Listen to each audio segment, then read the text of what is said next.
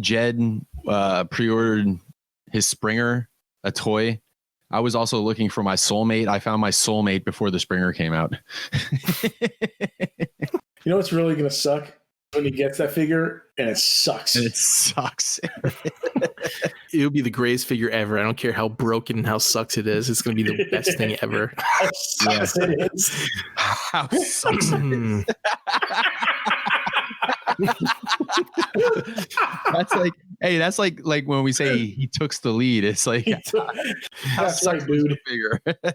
Let's coin that right now on Blackout and Shout that, you know, when a figure is no good, we're just gonna ask you how sucks it was.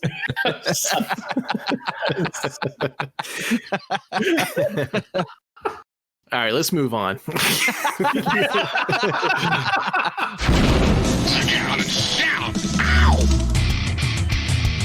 Welcome.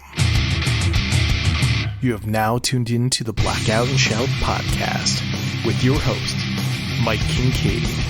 Can I tell you that Baby Yoda just annoys the shit out of me? That's because you haven't watched The Mandalorian. Oh, look at Baby Yoda, so cute. Levy Curry. Some people do all sorts of crazy stuff, like dinosaur romance novels. Those are really a thing. Taken by the T-Rex. A billionaire dinosaur forced me, ravaged by the raptors. I wonder if there's audiobooks of them. And Jed Vargo. He was always like well known for wearing the Nazi outfit on. Captain Kangaroo? Captain Kangaroo. Didn't he have the... No. And he did not dress up as a Nazi either. So sit back. Mike, are you... Listen to me. Relax. Say transform and roll out. And enjoy the show. All right, so what episode are we on tonight? We are on episode 107. 107. Mm-hmm. All right, well, hello, everyone. Welcome to episode 107 of the Blackout and Shout podcast. I am apparently hosting tonight. I'm Lewy. And on my virtual left is the workhorse of the Blackout and Shout show, Jed Vargo. Hello. And on my virtual right, internet celebrity, ladies man, Mike Kincaid. What's up? Every time I hear ladies man, I think what's his name? Leon Phelps, right? Hi everybody. Hi everybody. That's a lady. Coming at you from the Blackout and Shout podcast. What the fuck? What did he drink? Cavassier? Is that what it is? Oh, yeah, that sounds about right. It's Cavassier. Yeah. There's one of the refs in the NFL, Jed, and I don't know if you're gonna know exactly which one I'm talking about, but he sounds just like that dude. Yeah. At the end of the play, personal foul. Number 95 defense, roughing the passer, 15-yard penalty, first down. I've not heard that guy yet. I'll find him and I'll send you a video clip because I'm telling you, he sounds just like him. I was surprised. It was a couple weeks ago that I saw a chick being the line judge, I think it was, or something. What the hell was she? The end zone ref, maybe? Yeah. When I remember when she had her first game, there was so many good memes going around and shit. It was like, you know, calls penalty on player for something he did 4 years ago. That was probably my favorite.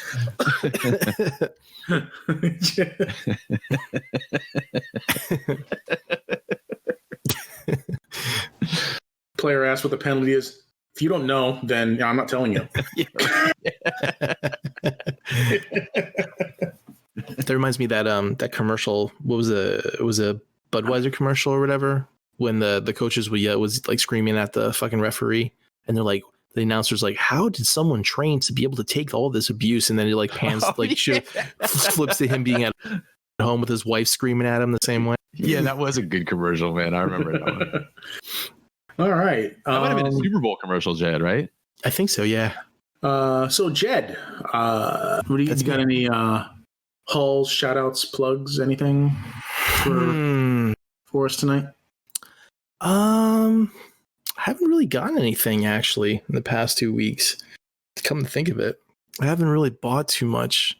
So no, I don't have really any hauls. And shout outs everybody on Instagram, Twitter, Facebook that's following us. Appreciate it. And to all the other people that are on YouTube now that are listening to us. That like I shout out Gordon and Chris, but everybody else that's listening over there, because I was looking at the stats. And I'm like, why is our Podbean stats suddenly dipping? And I was like, oh, that's right, everybody left and they went to YouTube again. So shout out to those guys.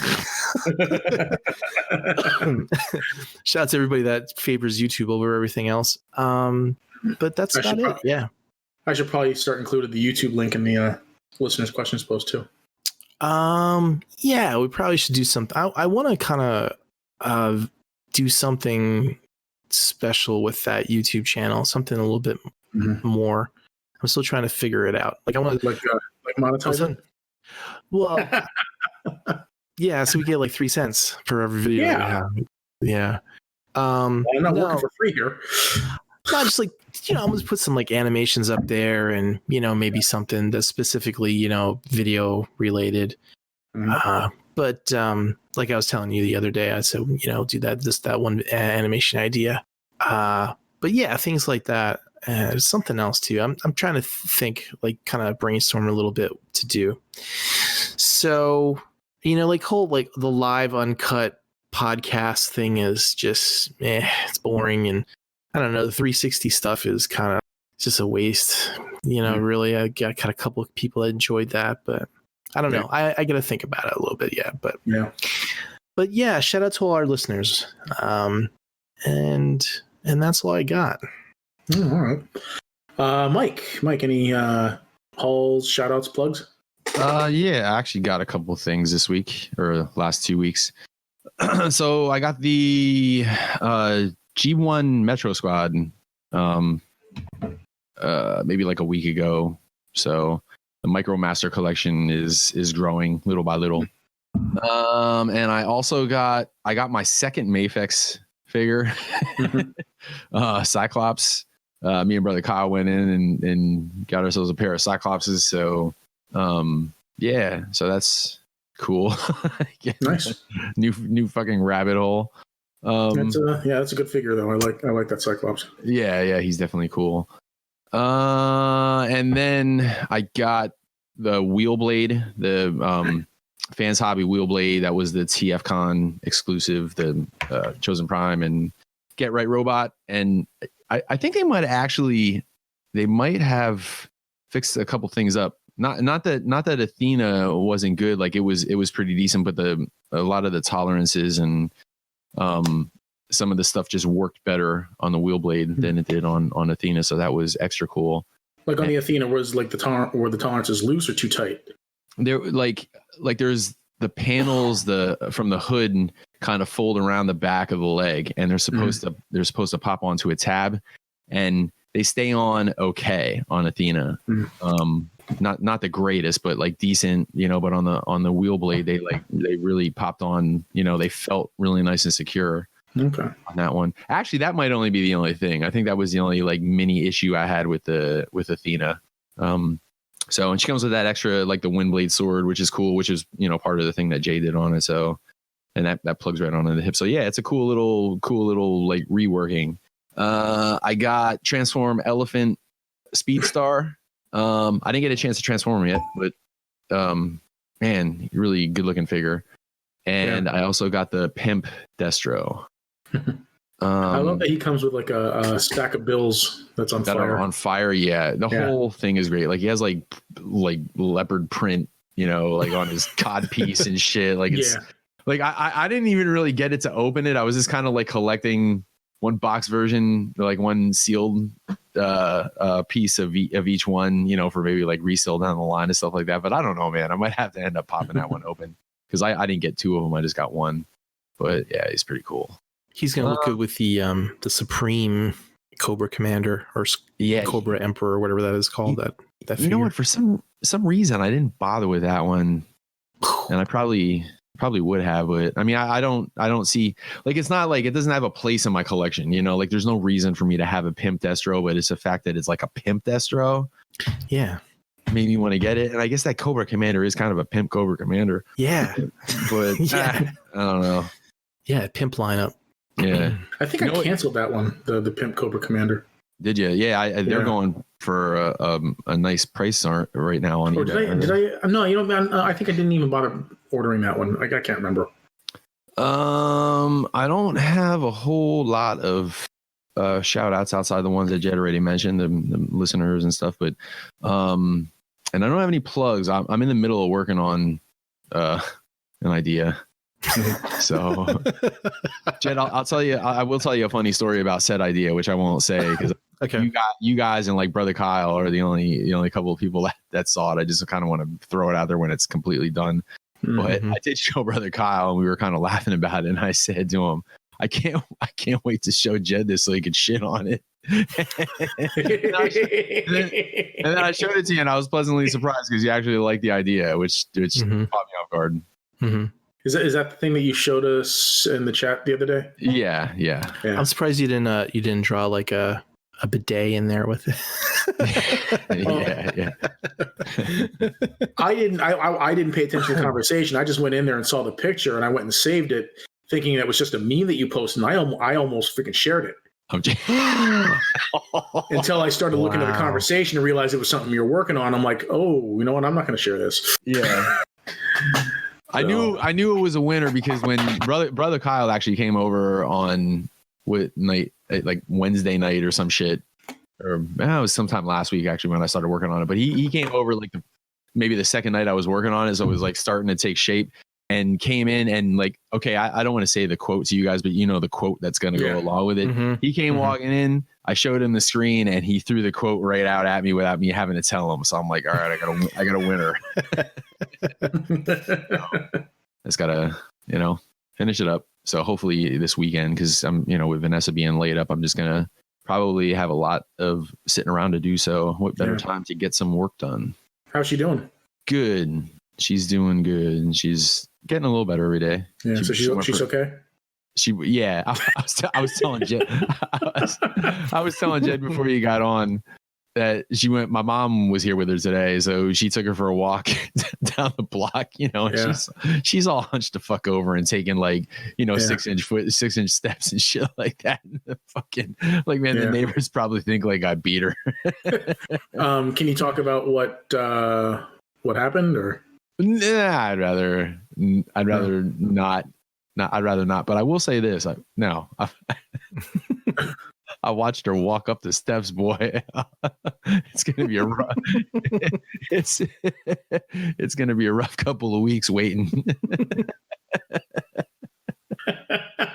All right, I'll tell you this much. She told me she was like trying shit on and she couldn't get any of her fucking pants over her ass. And I looked right at her and I was doing the Montgomery Burns at her the whole fucking time. Excellent, Smithers.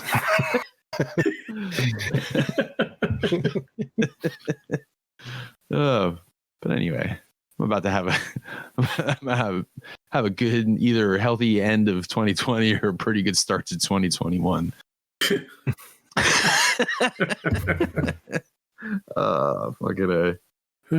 Worth the wait.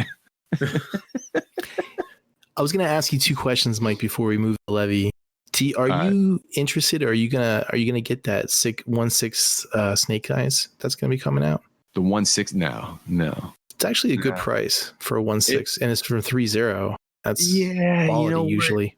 I was real quick to shoot that down. That Marvel that Gary bought me, and I'm like, it's the 99% when it comes to GI Joes, but like Snake Eyes was always my favorite character, so that would actually be kind of a cool just standalone piece.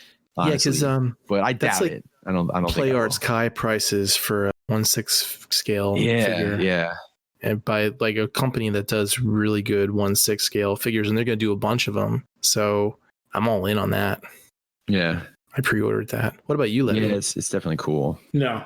The other thing I was going to ask you, Mike, is what year do you consider G1 stops at? Well, I guess it's a half a loaded question because like American stopped, let me see, 84, 85, 86. Are you talking toys? Actually, it's a three part. You're talking toys. Yeah. Like, cause you're talking about the MicroMasters that you got, and those were in 88, 89. Yeah, I mean, if you want to be really like technical, super technical about it, like it's after like Action Masters. There was Action Masters and then G2. So Action Masters was technically the end of G1, and it was more than just another toy gimmick to sell a bunch of the same characters with a couple new characters. It actually had it was in the story. It was in the G1 story in the comic books. The whole Action Master thing came up at the tail end of like, in the last maybe 6 or 7 issues off the top of my head, if I can remember correctly. So that is part of it, but I don't know. I don't foresee myself getting all the same, like I could see getting characters that didn't exist before, like Skyfall and Croc and Kickoff and a couple of those other ones, but I can't see myself collecting that whole fucking line. But we'll see what goes on when we get to the end of Micromasters. So what year was that? That would have been 84, 85, 86, 87 was Headmasters, 88 was like Power Masters and Pretenders, 89 Action or Micromaster, 90 was Action Masters. So I guess 84 through 90. Yeah. That is my guess without remembering if it was 90 or 91 that Action Masters came out in, but I'm pretty sure it was 90. Cool. Hey, Jed. Hey. Did that Queen of the Dark Spider figure ever come out? Did not get it yet. You did not get it yet, huh? No, it was supposed to be dropped at the end of October. But I think there's a delay on it. So I'm actually waiting to see when it's supposed to be. Mm-hmm. I know that there was a wave of them that came out. I saw there was some retailers, I think in China or a couple other places that had them. Yeah. And then I think they probably did another run of them, but I don't think they've come out yet. Yeah. Because I didn't get it yet. So I'm looking at that website that you got it from, Toy Origin, right? Mm-hmm. Yeah, it says it was supposed to come out 10/31. Yeah. Right. Yeah, I actually sent them an email like a couple of days ago to see if they had an updated release date. But I didn't hear back from them yet, so I'll wait about a week and then I'll cry scam and get my money back. But did you make did you just pay the deposit or no, I paid it. Price? No, I paid it all. So yeah, it was a required payment all. So like I said, I did it through PayPal though and everything. So if it is a scam, there's no problem getting it back. Yeah. So I mean, it's entirely possible, just got delayed and they just didn't update. Yeah, see, that's the thing. Like most of those sites that usually do scam you, they're there and gone within like a couple months, and they have those same attributes. It's like it's a news site. It's only been sold for so long. It's a price that's incredibly cheap. That's too good to be true, which it usually is. Yeah. And then pretty much everything on it is shit. But I actually, since I never heard of that site before, I went on a bunch of different websites and look at like Consumer Reports and like I forget the other website checkup site you can see about it, but there was like comments about it that people had talked about it, and that was one of the things that people had problems with it is that the release date not matching up with when they actually got the shit. So and then the person who did get it right. Yeah, right. And then the guy that probably owns the site or whatever was like, I contacted everyone. They're just, they were just impatient. They wanted their money back, and it was like he answered all of those complaints on that site. So I was like, oh, okay, well then this is just a bunch of fucking people that are impatient at this point. Yeah. And like I'm in no rush to get it. So yeah. Okay. But did you say that did you get a shipping notification at all, or did they just fall off the face of the earth? No, it just says pending, and the release date. It's like if you saw on the Chosen Prime that it said it would be released on fucking Q3 or end of October or something like that, right? And it comes and goes, and you're like, ah, shit, where's my crap? And they're like, oh, they usually say, oh, well, there's a delay, or they, they had problems with COVID or something like that, or the factory didn't produce enough or something. And, then everyone cries and complains and they fucking get their money back. Right. Yeah. It's the same situation with me, but I'm not complaining. I was just checking to see if there is an updated release date. what was I gonna say? Oh, that was kind of like similar to what just happened to me. I ordered an album from Coheed and Cambria, and it said it shipped, and then I went and I checked the tracking, and it said it was canceled, and they never sent me another email, and I'm like, what the fuck? I'm like, so, and then they said my order was completed, and I'm like, I didn't get shit, so I had to go back in, and they shipped out another one. So that was kind of weird. That never happened to me before. Did you end up getting it? No, this was only just a couple of days ago. Oh, okay. So, 2 days ago actually. So I'll probably get it next week. On that subject, have any of you guys had shit that's been like on the way in the mail and just like you go to check the tracking number and it's like item will be arriving late, and then it's just sitting there. Saying, are you guys got anybody or anything? Yeah, I actually had that happen with our portable air conditioner unit we bought from Best Buy, I think it was. It got to the FedEx distribution center in Northampton. Yeah. And then it sat there for like 3 weeks. Yeah. I talked to Lou about that the one time, because I said FedEx is the worst. They're like around this area, they suck, man. Because I ordered something and they were supposed to deliver it the one day, and I saw on the tracking it says they could not deliver due to weather, and it was just like raining. Right. And it was it. So I'm like, it wasn't like fucking sleeting or fucking like snowing or anything like that. It was like they just probably didn't want to drive that far out, or they ran out of gas or something. But talking about water heaters, when I ordered my water heater Depot, they had to go through like a specific delivery service, and the tracking information told me that it was going to be there like in a week, and it was like on my doorstep the next day on a crate sitting in my fucking driveway. I remember fucking water heater. Yeah, I was like, what the fuck? It was just came out of nowhere. I ordered, so that my haul, my chosen prime haul, which was the Wheelblade and Destro and Mirage, I hit the ship button on that on the 1st of November, and they mailed it on the 2nd of November, and it just got here maybe 3 or 4 days ago. So it took like 2 weeks, which it never does. And then and there was another, I bought a MicroMaster off of somebody on Facebook actually, and they sent me tracking, and that shit I got around the same date, and that shit is still sitting out there. Like, it just says your item will be arriving late. I mean, I'm assuming some of it is because of the whole COVID thing going around and stuff, but I was gonna say, do you think it's because of the election? I also think it's because of the election. I think it's maybe because of COVID, and it's because the Orange Overlord tried to put the kibosh on the yeah, that's maybe my MicroMasters in there with the mail-in votes. It's like the race is now Joe Biden, Donald Trump, and the MicroMaster Airstrike Patrol. Coming in a distant third. Yeah. It's like the Air Patrol is beating Kanye West by 1 vote. Do you know, I remember Jason saying that he was having problems. I think it was his Thundercats he was looking for, but that's when all the wildfires were going crazy in California. So now it's delaying a lot of shipping too. Yeah. I mean, I'm not worried about it. I got, there's tracking and they sit there forever. Like the Chosen Prime one never, according to tracking, never left Arizona.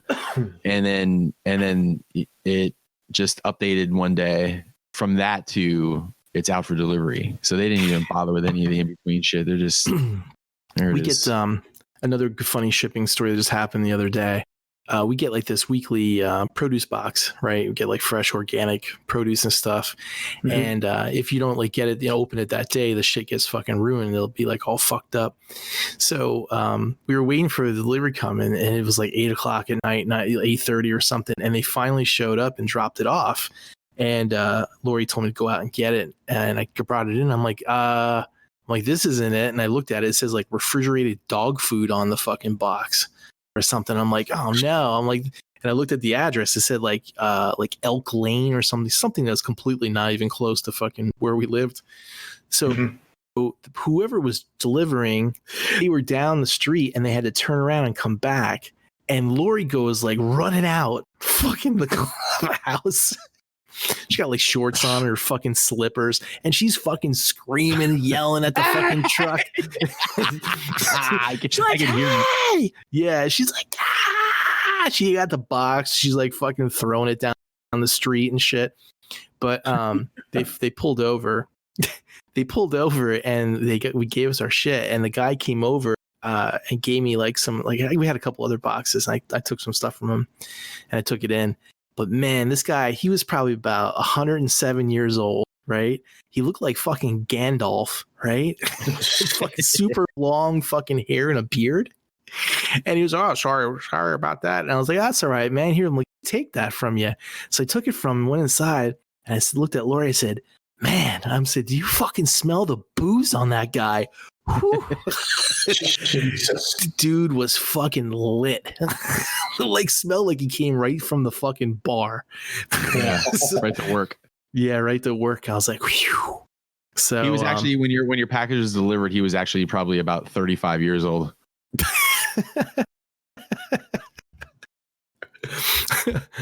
But yeah, I was like, that was an interesting thing. But I didn't know that you could order refrigerated dog food in the mail. Live and learn, huh? Yeah. Levy, do you order refrigerated dog food? No. Fresh Pet? I don't know. I didn't look at the box long enough to tell what company it was from. No, I only asked because my company stores Fresh Pet. Oh, okay. Levy, what'd you get? You have any shout outs? No shout outs or anything other than, to the listeners. Thank you, everyone. This is the last episode before Thanksgiving, so I just want to say thanks to everyone that listens to the Blackout and Shout podcast. So thank you. For hauls, I got my G.I. Joe Baroness with coil bike. So thank you, Jed. Thank you, brother Kyle. Shout out to him. And thank you, Mike. So with your powers combined, I was able to. It was a group effort. Yeah. It was a group effort to get Levy that bitch. Yeah. So I appreciate everyone's effort. So I got that. I got did I mention I got the Amazon exclusive Earthrise Ironhide and Prowl last time? I don't think I did. I think so. Yeah, so I got that. Maybe I did, but yeah, so I got that. I got the Amazon exclusive Autobot clones, Cloud Raider and Fastlane. I got Earthrise Runabout, right? That's the white one, right, Mike? We always, we always have this conversation and we never know. Yeah, whatever the white one is, Runabout, Runabout. He's part of the Runna family. Yeah. What's the name of the little robot dude that came with Scorponok? He was like that little 6-wheeled dude with the orange wheels. You just like folded him in half and he became a little car. You know what I'm talking about, Mike? Wait, what was this? What guy? The little robot that came with Scorponok. Fast Track. Fast Track, yeah. I got Earthrise Fast Track. Where did you get him from?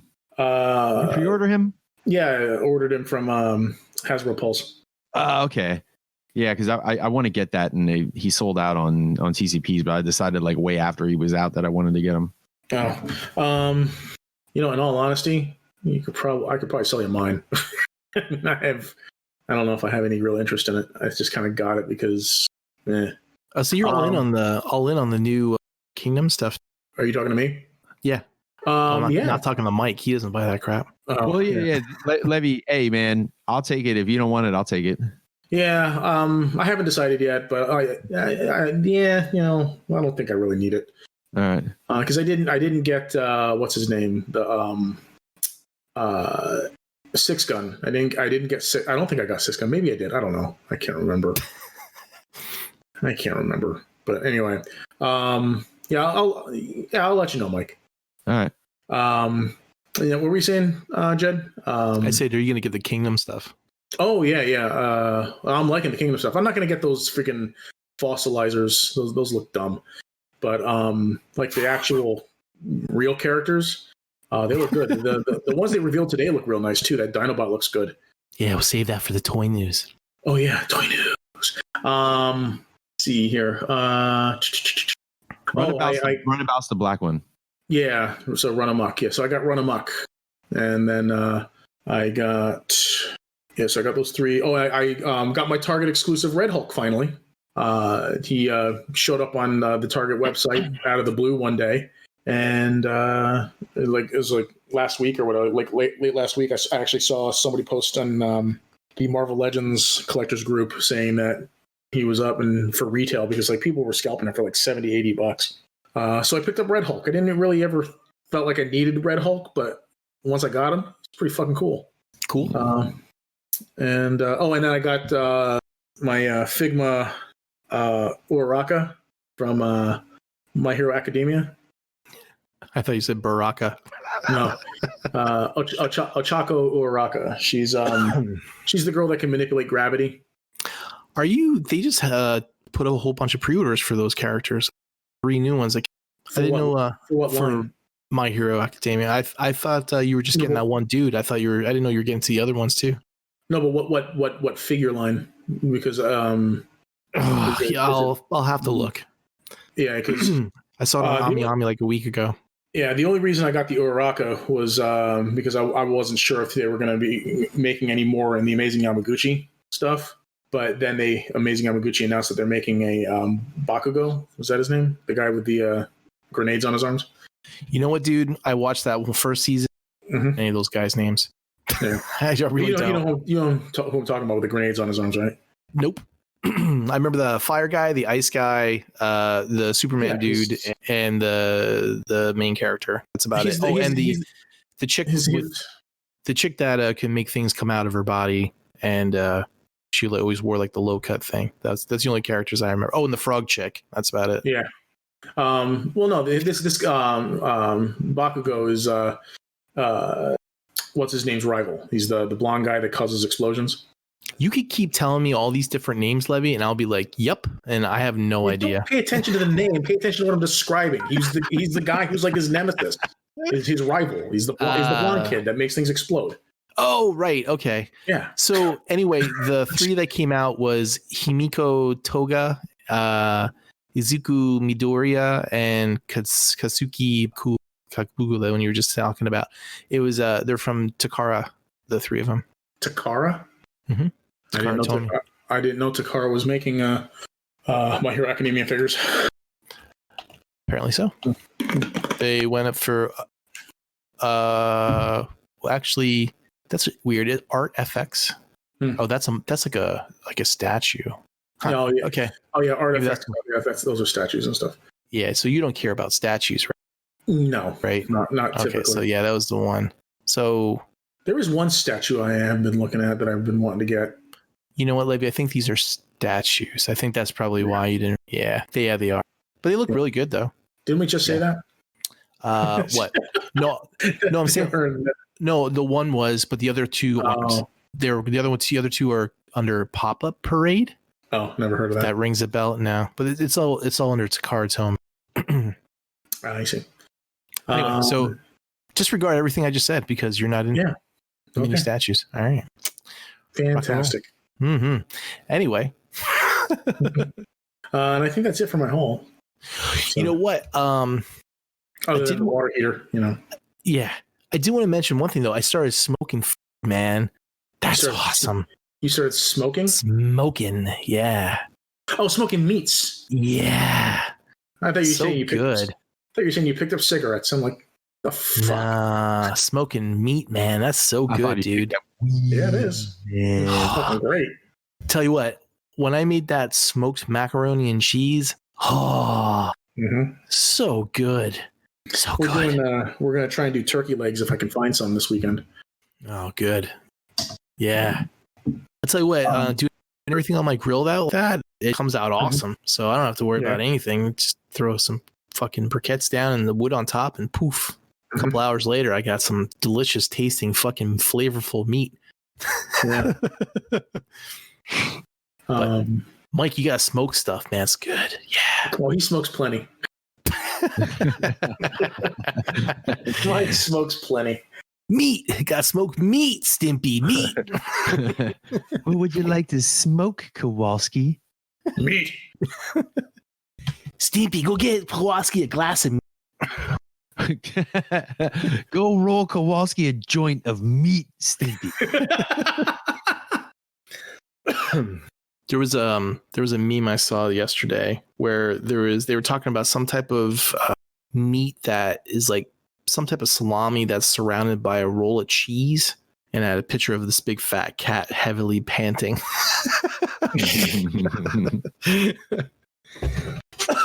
But anyway, Levy, are we? No, we're not. Remember how I said I was looking for an RTX 3080 graphics card? I do remember that. And yeah, so they came out like back in on like September 17th. They released and they sold out like almost instantly, because of bots and shit. Mm-hmm.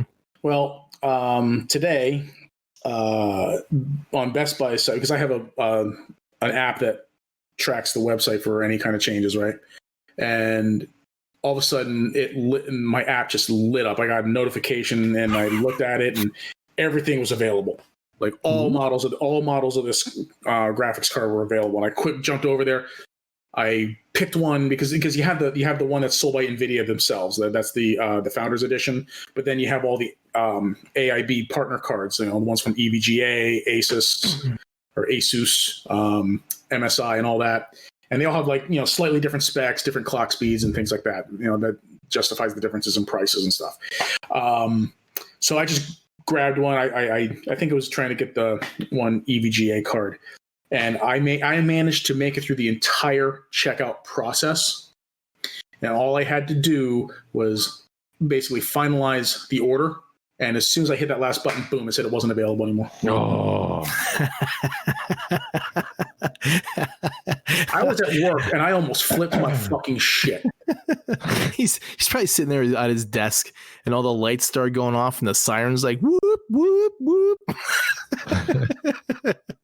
He like takes the Beethoven head, cracks it open, the poles slide open, he fucking slides down, gets the app going, get everything ordered, and then you're like sold out. Like fuck, man. Like I said, I had like there's been plenty of close calls with this thing for me. I have never gotten that far before. I thought I was made in the shade. I thought I was like, I'm finally getting this graphics card. All I have to do is just hit this. Oh, fuck. That sucks, man. I was so pissed. And I was actually so mad. I actually started looking at eBay, looking at these scalped cards and stuff like that. And I seen the ones that are like, they're like they're like, maybe they're asking for just like $11.50 for it. And I'm thinking I could just make an offer. And it says, and then one of the options is to make an offer. It's like maybe I could just offer them $900. Yeah, right. Maybe just offer them $900. Maybe they'll take it. And I was just so fucking mad. I was livid. But it's whatever. I'm not gonna get that worked up over it. Yeah. So besides, they're supposed to be announcing the new 20 gigabyte version 3080 in December, because the regular one only has 10 gigabytes of VRAM.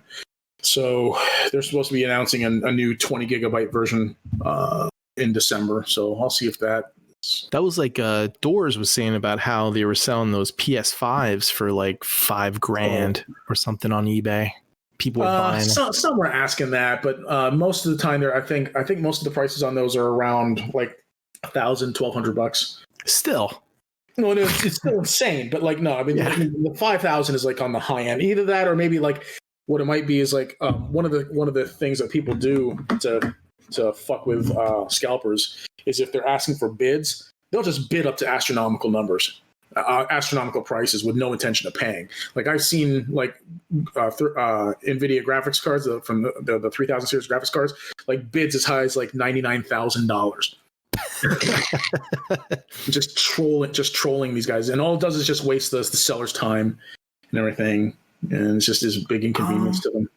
I read somewhere that eBay is actually gonna not be using PayPal anymore. What? I heard about that too. Yeah. Well, fuck that. They're gonna be doing shit. Guess I won't be using eBay anymore then, fuckers. Yeah, the eBay used to own PayPal, but they sold them like but yeah, they're not gonna be using them anymore. From what I remember. I don't know if it's at the end of the year or going to be whenever, but yeah, I remember quickly reading something about that. I'll have to check it out. I got it right here. It says after 15 years, eBay plans to cut off PayPal as its main payments processor. The shopping marketplace will instead begin working with Amsterdam-based Aiden. Why? Like everybody has PayPal.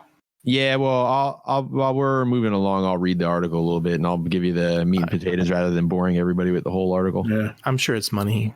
Well, of course. I mean, it's a payment app. Probably the surcharge or something was too much. Yeah. I guess that was only funny in my head.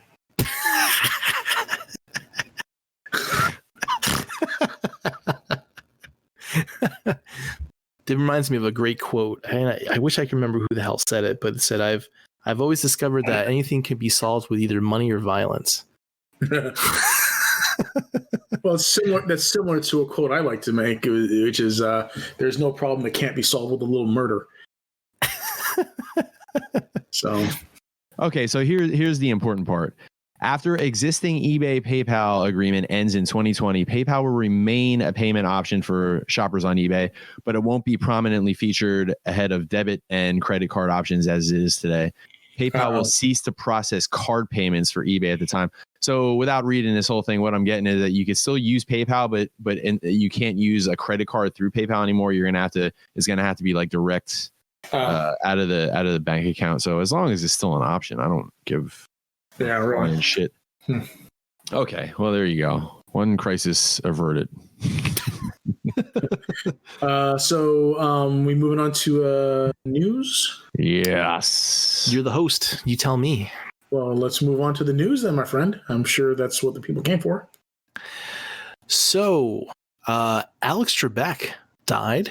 He was 80 years old. Canadian-American game show host, Jeopardy, as well as High Rollers and Classic Concentration. He was a 7-time Emmy winner, and he died of pancreatic cancer.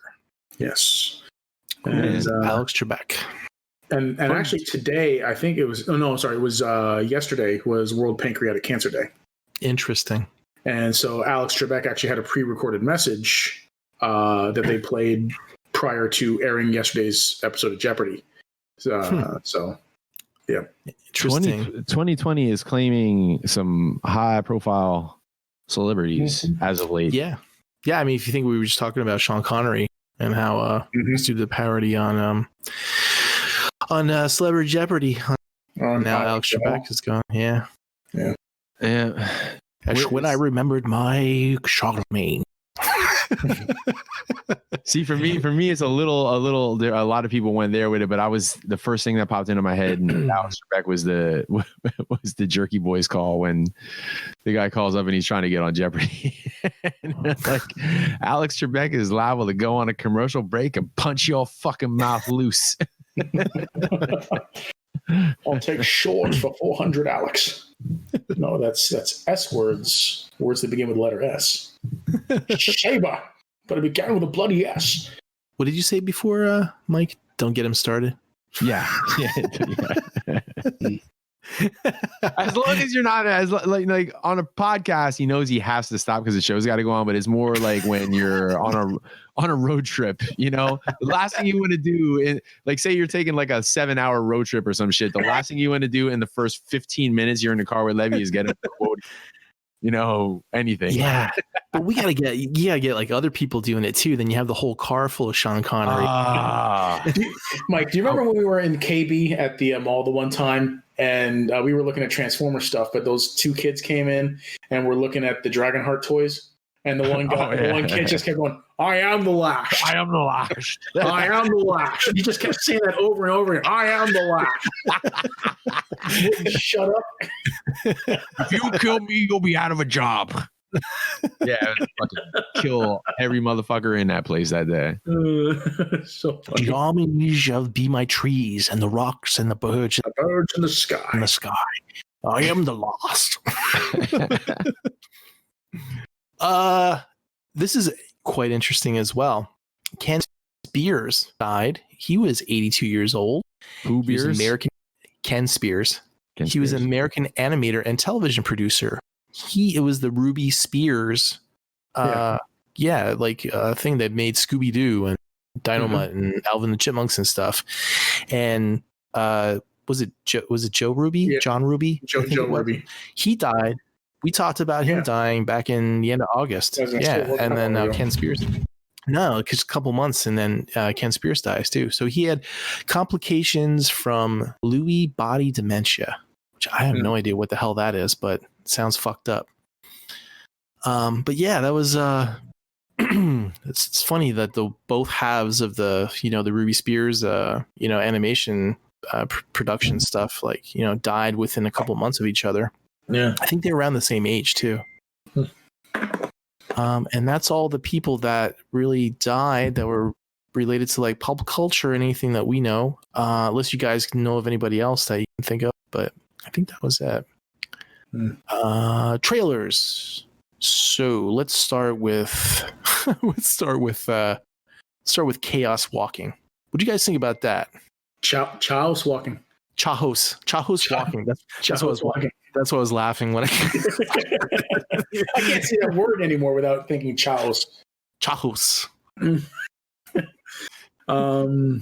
Seems like an interesting premise. I'll tell you a funny story. The other night I was reading with my son and that word came up and he goes, shh.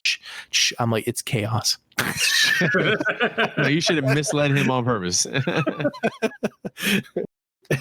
So Spider-Man and Ray from Star Wars together with who's that? Was it Mendelsohn? Is that his name? Mads Mikkelsen. Mads Mikkelsen, that's it. Mads Mikkelsen. Which was odd because I would think he would have his name up there in the bright lights rather than, what's her name from fucking Star Wars. Yeah. But anyway. I think you were thinking of Ben Mendelsohn. Yeah, I was. I always get their names mixed up because they have the Endelson at the end. Plus they were both in Star Wars. One, yeah. Right. So the premise is pretty interesting, but I don't know that I completely could understand the entire premise just by the trailer. You're referring to like the fact that there's no chicks. Mm-hmm. Mm-hmm. Yo, by the way, there was a funny moment like when he's telling her that she's the only chick. She's like, she gives that like sigh and like the side eye look, and the first thing that popped into my head was like she's already thinking that, oh my god, everybody's gonna be trying to fuck me. Could you imagine? It's not gonna be any secret. Could you imagine? You just have the bug and GIF, go repeating over and over in your head. Yeah, like the Smurfette syndrome, you know. Like, the one thing I don't buy about this whole premise though is like, you know that they would be sitting there thinking it's like, yeah, I really want to see her tits. you just see that thought coming out. It's like, yeah, let me see the tits. I know this is based off a novel. I never heard of it. I never read it. The only premise that I can think of is that there's some type of ship coming. So maybe it's all the men went first to set up some type of colony, and then the women came later. Who knows? I don't know. That's the only possibility that I could think of. Yeah, the reason that it made it hard to kind of figure out what the fuck was going on was there was like a bunch of quick cutscenes with shit that would like right at the end there was like some kind of like monster looking thing. Mm-hmm. And then at one point, like Spider-Man, what's his name? Tom Holland. He was talking to the one guy, and like a snake or some kind of dragon creature like popped up and like took a snap at the dude. And I'm like, it's not, there's all kinds of weird shit going on. It looked very interesting, whatever it is, and I'm sure there'll be a longer trailer that'll come out eventually where we can get a better idea what the fuck is going on. But definitely interesting looking. It doesn't. I'm trying to see if I can like read through real quick to see if there's anything that says about. So Todd is the Spider-Man. He's been brought up to believe that the noise is a result of a spackle created germ that killed all the women and unleashed the noise on the Released the what on the what? The noise. That's like when they can see, hear their thoughts and stuff. Okay. And who all could do that? So it says it's set in a dystopian world where all living creatures can hear each other's thoughts in a stream of images, words, sounds, called noise. The series is named after a line in the first book. The noise is a man unfiltered, and without a filter, a man is just chaos walking. It's apparently they're forced to flee because he discovers a patch of silence free of the noise. And then I guess there's like 3 books of it or whatever. It's a young adult science fiction. Chaos walking. Chahos walking. So enough of that. What do you guys think of Hunter x Hunter? Sounds like a mix between Predator and Mortal Kombat to me. Really? Yeah. Why Mortal Kombat? Because they're fighting for the fate of the world. No, never mind. I'm sorry. I'm mixing two movies together. Wrong. Yeah, I am mixing two. I'm thinking the movie Jiu-Jitsu. My bad. You're talking about that Nicolas Cage dumbass. Yeah. Because that trailer came up in my recommended recommended videos after I watched the trailers and stuff like that. So I watched that, and yeah, my bad. This is the Jiu-Jitsu movie that makes Mortal Kombat 2 look good. Jiu-Jitsu. Yeah. But it's got Tony Jaa in it, so and Nicolas Cage, but still. Yeah. No, but okay. So Hunter x Hunter, that's the one where they think it's a wolf, but it's like a serial killer. I'm pretty sure. Or is it? I'm pretty sure it's Nick Stahl. When I watched it, I got the idea that maybe he was like a werewolf or something like that, or a shapeshifter. He was the wolf, and then maybe he's like, I thought maybe that was like a premise of the movie. No, I think he's just a serial killer. But I like Nick Stahl, so it's good to see him in another movie. Yeah, other than Terminator 3. Because what else has he done? Nick Stahl was in a TV show on HBO called Carnival. Oh, was that more recent? No, that was a long time ago. That was over 10 years ago, I think it was. Clancy Brown was in it. It was a really good show. It was really weird. He could take life from things to give life to other people or heal people. So he's like a Robin Hood of life. Yeah, basically. So he could concentrate in all the grass and the birds in the sky and shit in an area would die, and then he could heal somebody's broken leg or whatever. Oh wow. And it was took place in the 40s, I think. Oh.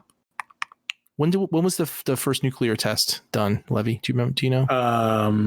So it would have been in the early 40s. Yeah, it was right around there. It was right around that year, I think.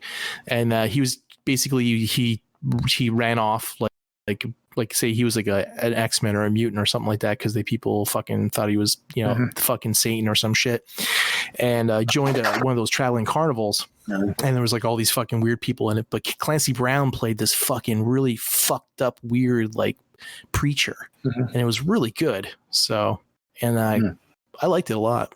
Like I said, it was just a really weird fucking show. But yeah, that was the last thing I ever saw him in. Good that he's finding work. Tom and Jerry. I like Tom and Jerry, but every time you see one of these remake type of things like this and Looney Tunes and shit, it's nothing I ever go out of my way to watch. But if it happens to be on one night and I got a pound of weed in me or whatever, I'll probably watch it and enjoy the hell out of it. You know what I mean? Levy? No, I have absolutely no interest.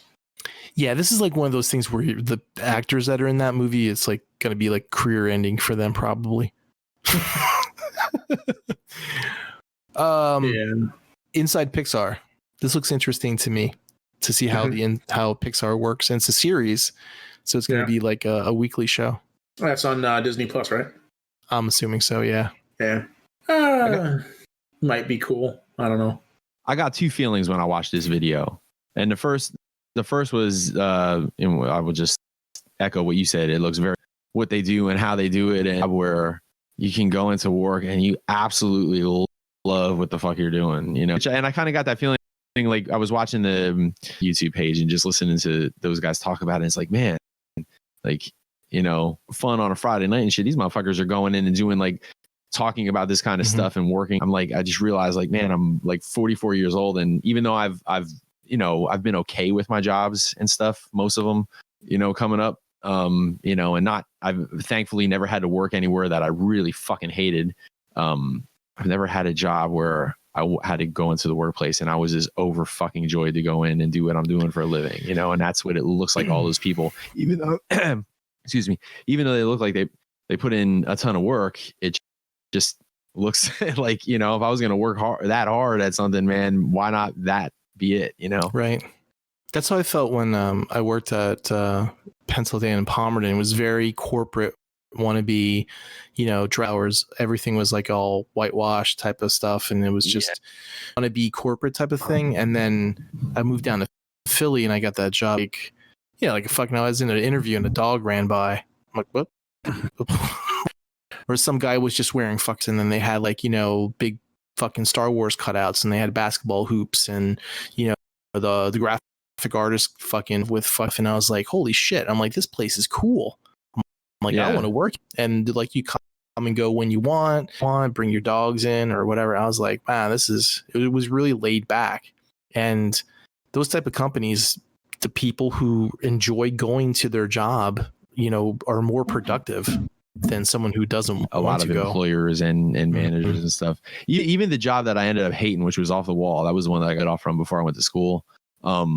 Like that job when I first started working there, that was a cool place. Of course I got along with all the employees and stuff, but even management, they weren't stuffy management. They buy your station, they would bullshit with you a little bit, and if they ever asked you to come like overtime voluntary, and when you would come in, they would roll around before breaks, slaves and assholes, and that's when everybody ended up hating the place. And I don't know why anybody would want to run a place like that. Like you'd think, you'd want to keep it loose. I mean, and it's just like you said, man, and make you get a little bit more out of the employees that way. But I digress. I mean, it doesn't really have anything to do with Pixar, but that was like a feeling that I got while I was kind of watching that. Like I would like somebody coming in to make fucking breakfast for fucking everybody. Yeah.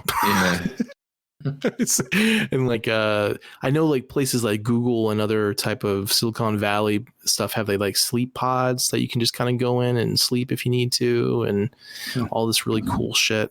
I just imagine like the closest thing I could think of is like, say, hypothetically speaking, Harris hit the lottery for a fucking $100 million or whatever, and like just decided like let's get a studio together, and we'll get Jed and Mike and Levy and a bunch of the voice actors and some talented computer graphics guys and talented musicians and this and that, and just like make movies, like do animations and like put a studio together, and like that would be our job. You know what I mean? Like how fucking awesome would that be to walk into that situation every day? It's like maybe volunteering to come in Saturdays, like let's get some work. Let's not take a joke too far.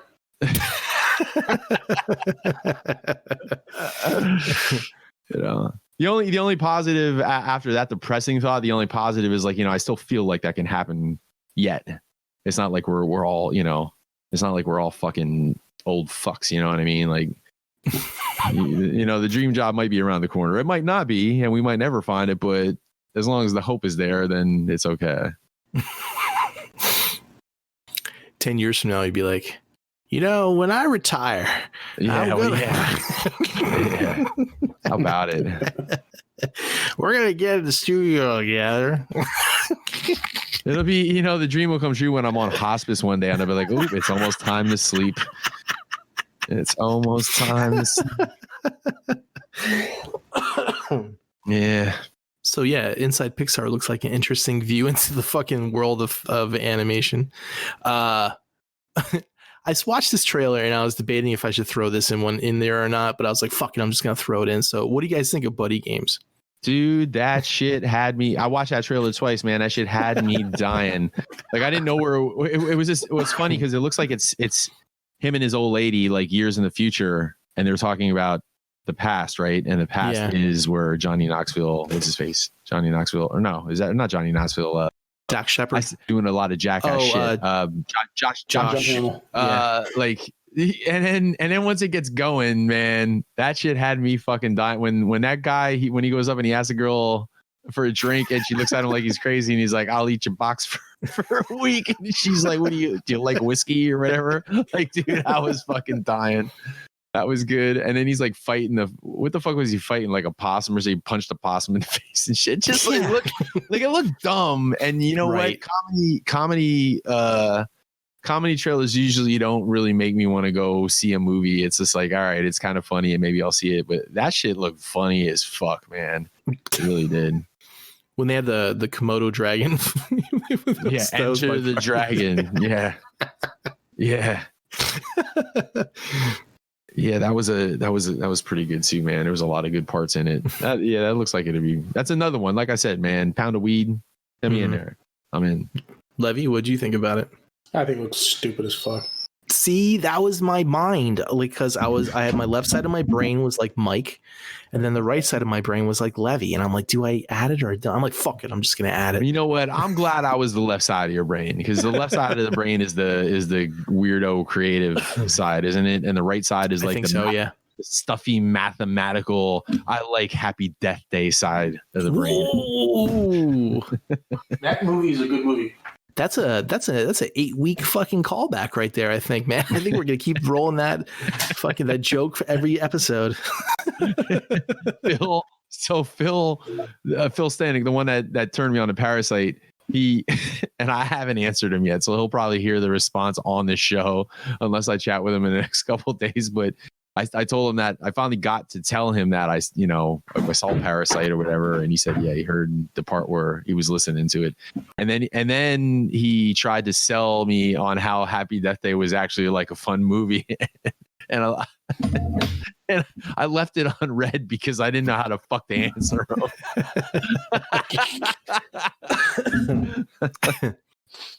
So now you're finding out, Phil. I'm sorry. So, I can't get down with that one. That's a good segue because I watched Parasite.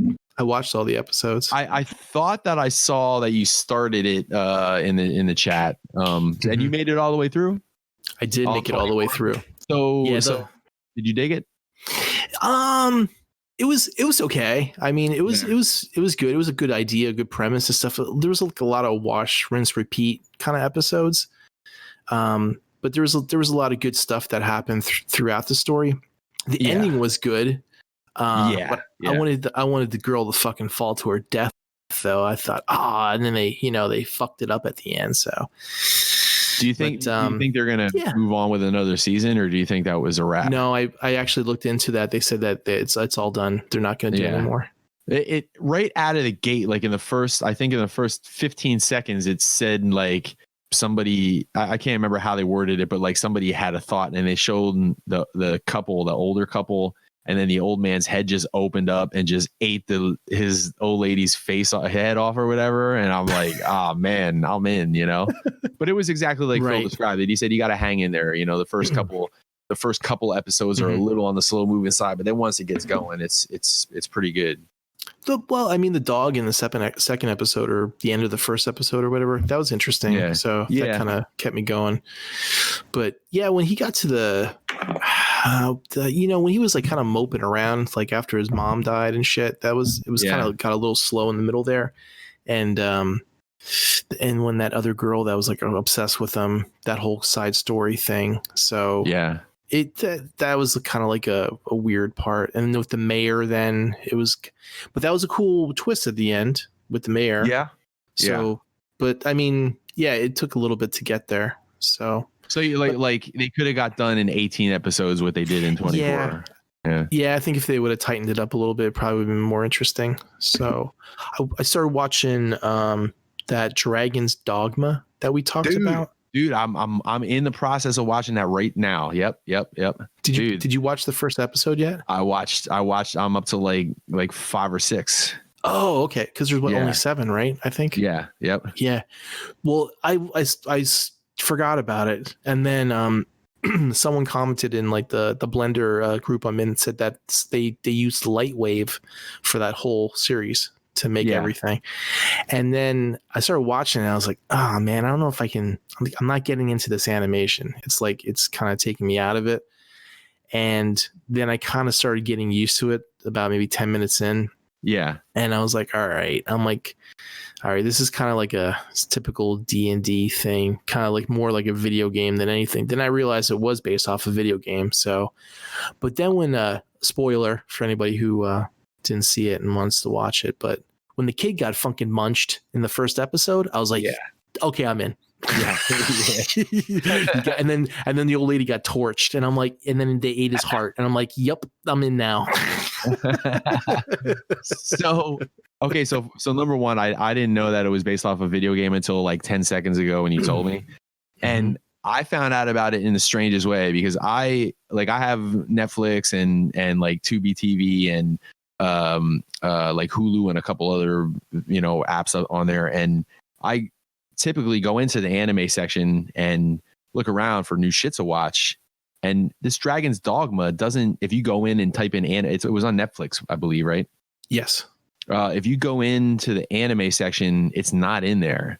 I actually found out about it. Like if you let it sit there for long enough, like a screensaver will show up, and it'll just be a slideshow of, Netflix series that are on there, and that came up, and the screensaver is actually what sold me on. I'm like, oh, I gotta. So I wrote it down, and I came back and eventually got back to it. But yeah, it's cool. And as for the animation, so I agree with you, like where, it was like you guys always talk about it and I don't think I'm using the right terminology to describe it with the valley. What is it? The Uncanny Valley. I almost said the Hidden Valley effect.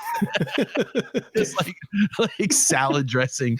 So not that it was that, but it was the way they moved. It was definitely it wasn't as smooth as it could have been, and not that I could do any better, but like it was, yeah.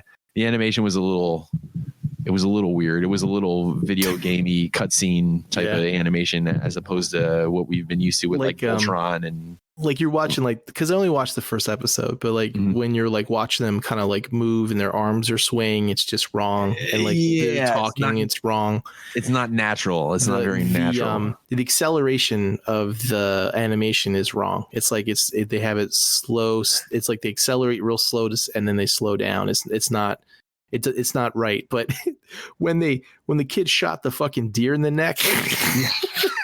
I can't stop laughing because it's just like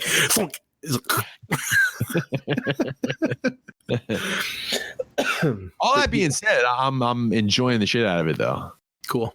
Yeah. I gotta pick that up. But what did you think of New Mutants? I enjoyed New Mutants, to be totally honest with you, man. I know like a lot of people shit on it, but I don't it wasn't a great movie. No. But it stayed in the, see, me and Vanessa like looked at it two different ways. Cause like after it was done, like she said that she didn't know that it fit into the horror genre as much as it was supposed to, but I kind of thought it did, man. Like I thought it worked well for what it was trying to do. I don't know. Yeah, a little bit. It wasn't great. I'll probably never watch it again and shit like that. But like the price was right. Shout out to Jetflix. It was okay. I think it was better than Dark Phoenix. So yeah, at least to have that's not a really high bar. It's the lowest bar, I think, in my list of things. Actually, I actually think X-Men 3 is better than New Mutants. I'm gonna say.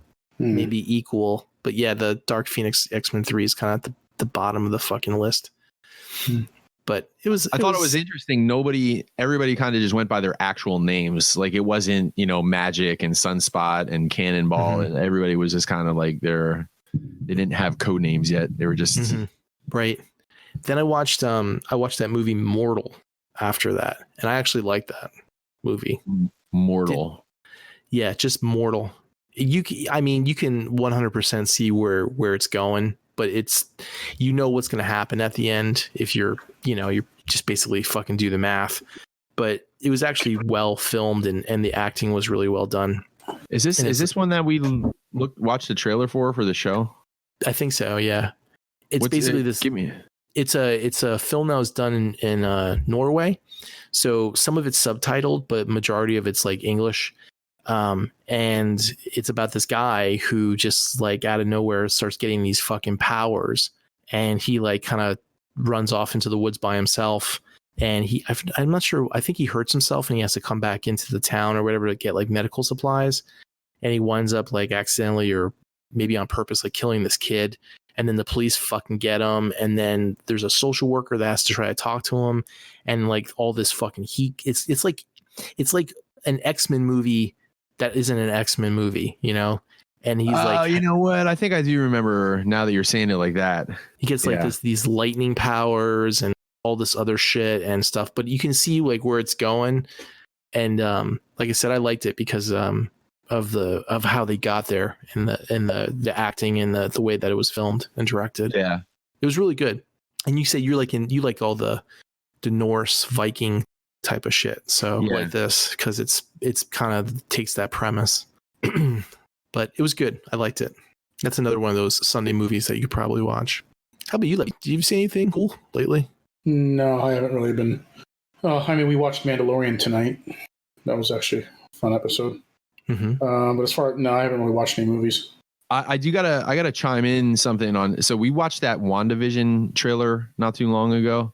Mm-hmm. And this might be something that maybe I'm late to the party. Maybe you guys talked about this already, but I saw an interesting theory where that might be the precursor to the X-Men coming into the MCU, like down the line, because the theory that I saw was like where the WandaVision might actually be like a House of M type of thing, like or was it House of M or House of X? What was the one where she was losing her marbles? A House of M, right? Yeah, M for marbles. Yeah, M for marbles. Yeah. Actually, that's how I was going to tell you to run about and run amok, because run about has the B in it and run amok has an M in it, and B is the black one. So maybe I'll be able to remember that. Yeah, I saw that theory, man, about that possibly being like, you know, her at the beginning stages of her losing her marbles leading into a House of M situation, and thus introducing X-Men into the MCU, which I thought was kind of a cool theory, right? Because she took the mutants away. Yeah, but so we all know what happened. Like after all that, right? So you're saying that this is going to be like her creating mutants. Could be. I don't know. I just thought it was interesting. That might not happen, but I thought it was kind of a interesting idea. Huh. It's possible. I thought maybe they might do something with Ant-Man or Doctor Strange and have like the multiverse type of thing.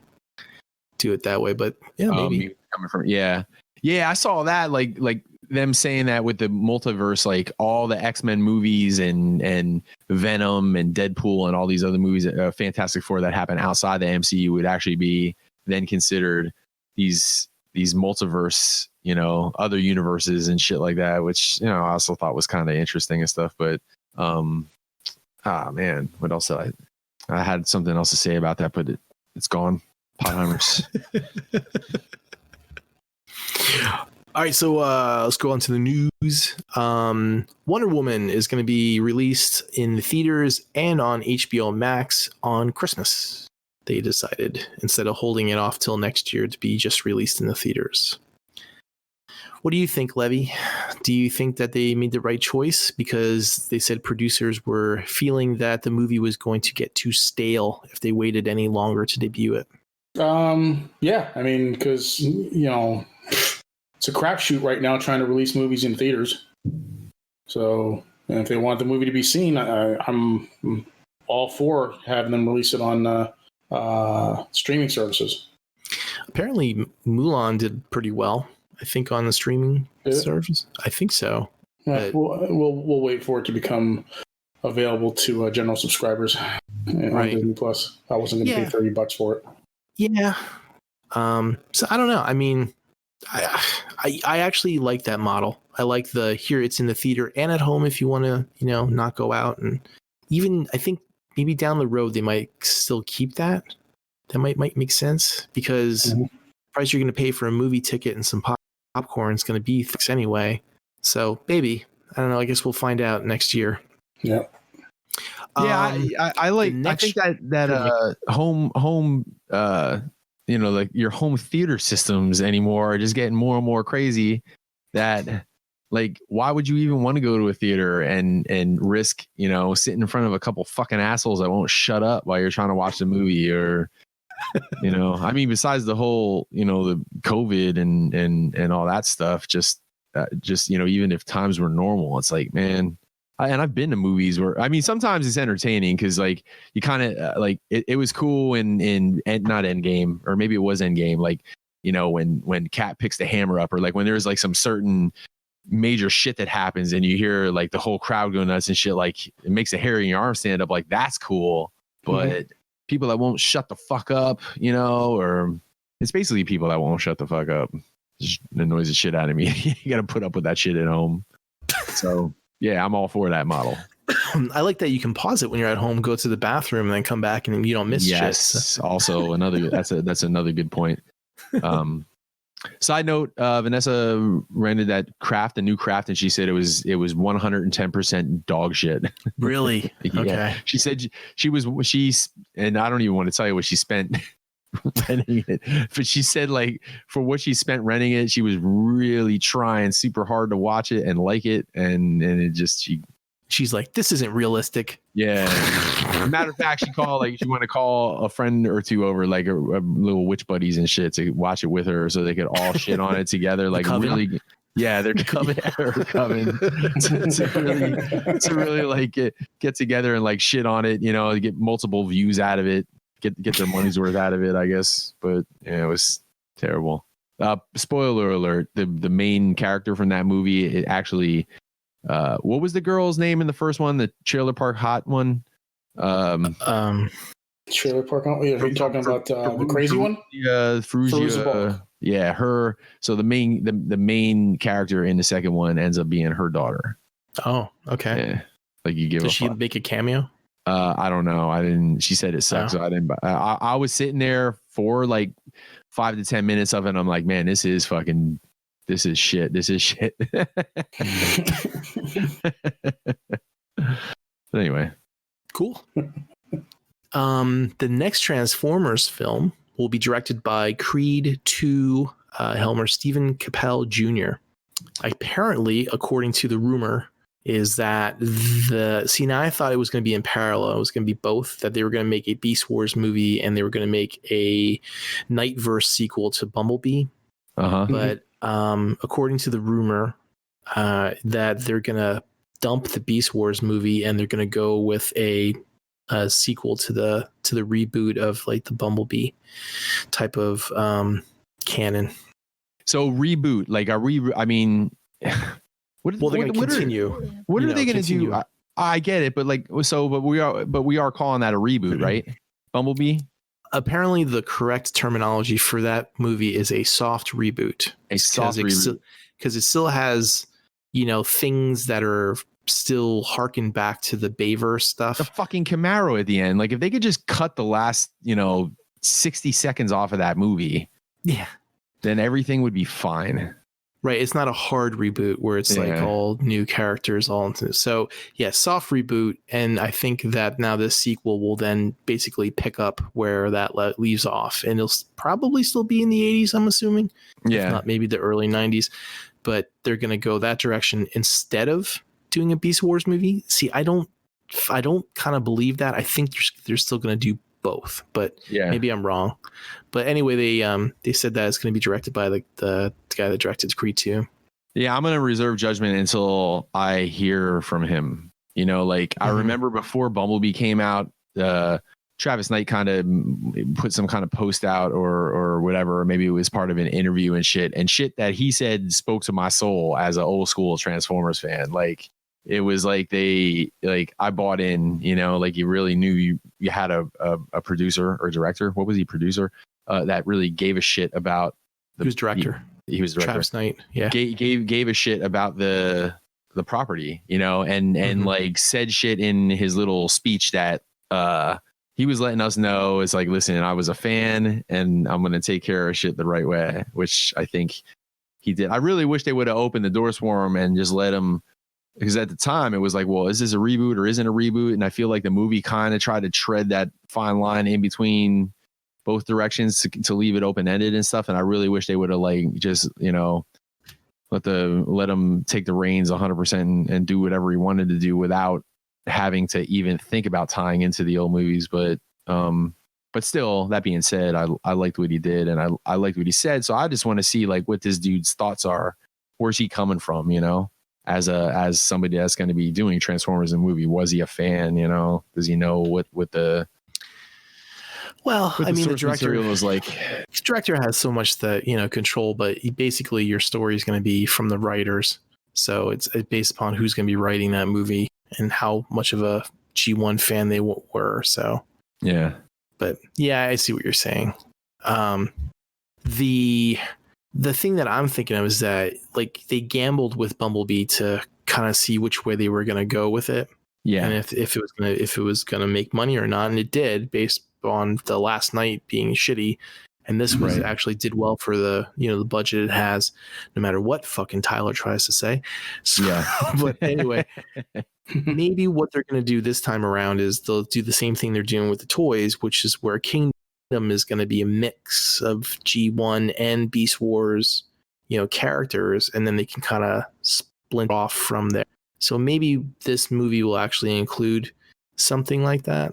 Maybe like a cameo or something to see how people react to it, like how they did with the other soft reboot thing. With you're talking a tie-in like to the toys, or are you just talking a similar situation? You mean? Well, it's kind of a similar situation where they transitioned from Bayverse to like Nightverse. So they included that first 3 minutes. They included the Optimus Prime scene at the end, and people, from our point of view, really enjoyed those parts of the movie.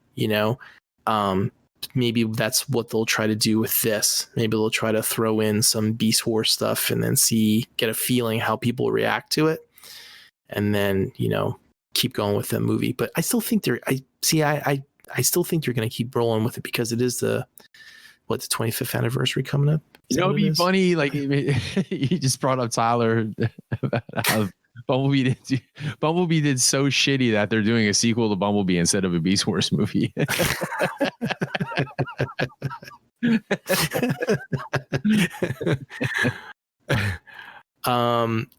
In other news, I forget but the previews for the comics came out yesterday, I think it is, or today. And they showed the Beast Wars comic that's going to be coming out in probably about 3 months or so next year. Yeah, 25 year anniversary or whatever, right? Yeah. I got some pictures I can share in the chat. I saw a couple of them a couple of weeks ago. I don't know if they're going to be the same ones. I like that. But forgot the guy's name, but there was a long time Transformers IDW artist. He's actually going to be writing this, so it's kind of cool. But it seems like they're kind of sticking to the source material, so we'll see how that comes out. What was the other new? I wonder if this is going to have anything to do with because with IDW, Beast Wars and like everything was kind of mixed in together. Like you saw a lot of Beast Wars characters show up, Tarantulas and Rat Trap and a bunch of those guys show up. So I'm wondering if they're going to keep this separate or if they're going to eventually bring this into the existing story. I don't know. I guess we'll find out. Yeah. I enjoy the other Beast Wars stories, like, because IDW had those couple of miniseries, like the Beast Wars. Yeah. What the fuck were they called? Uprising or some shit, right? There was like a couple little miniseries and stuff, and like the last, was it the Sins of the Wreckers or Last Stand of the Wreckers, the one with Tarantulas in it? Man, that was a fucking great story, dude. Like I really enjoyed a lot of them. Yeah, that was Sins of the Wreckers. Sins of the Wreckers. Yeah, I enjoyed a lot of that shit, to be honest with you. Yeah, I like the mix of the other characters with there's no reason to keep them separated, I mean, unless of course they do some type of time displacement thing, but I like when there's no need to keep them separated because Beast Wars is G1. Right. Well, I mean, they're mixing in the toys now, everything in Kingdom. You got you got like Dinobot and Huffer being released in the same line, so good. Yeah. Let's see. Lucasfilm exec responds to controversial Baby Yoda scenes from the episode The Passenger.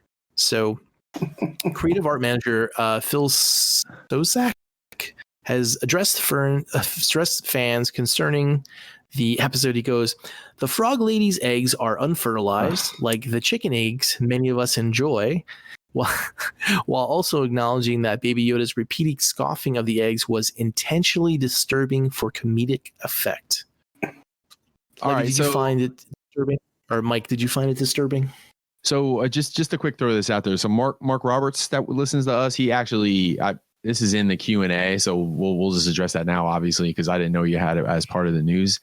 This is a classic. I think this is a classic case of a form of the Brother Kyle 30% cunts rule, where I think maybe a handful of people voiced their opinion of disgust over the child eating these eggs, and then all of a sudden it actually was like, oh, all these people out there are complaining about Baby Yoda eating the eggs and shit. And do we ever see these people? Like, every time something like this happens, it's like, oh well, people are outraged about this or that. Like, I don't ever meet any of these people that are actually outraged. I usually meet people like us that, when they see that there's people that are outraged, think, well, why the fuck are these people outraged for? Like, for real, dude. You ever watch Animal Planet and watch a fucking cheetah chase down an antelope? And it's like, man, like the antelope, you hate to see the antelope get killed, but motherfucker, that's nature is scary, motherfucker. Like, that's what happens, Eggs get eaten every goddamn day. It's not like we're watching a baby murder. We're watching a fucking egg get eaten. It's a fucking omelet, for Christ's sake. An unfertilized egg. It's like, an endangered species in a fucking fictional TV series. Like, who are these couple? I'm sure it didn't come out of nowhere. I'm sure there was a couple people that might have expressed some kind of disgust in it, but like, for real, dude, are you fucking kidding me? No. There are people that take the show way too seriously. Well, either that, or it's like people trolling, like, oh, this will really get some people's goats if I get out there and get on this, Baby Yoda's a murderer train. It's like, nah, dude, we got to stop falling for that shit. Because it's not even worth. It's not, that kind of stuff's not even worth talking about. Okay. Weird news. Sure, weird news. Okay. Let me bring it up here. All right. So this first one, this calls back to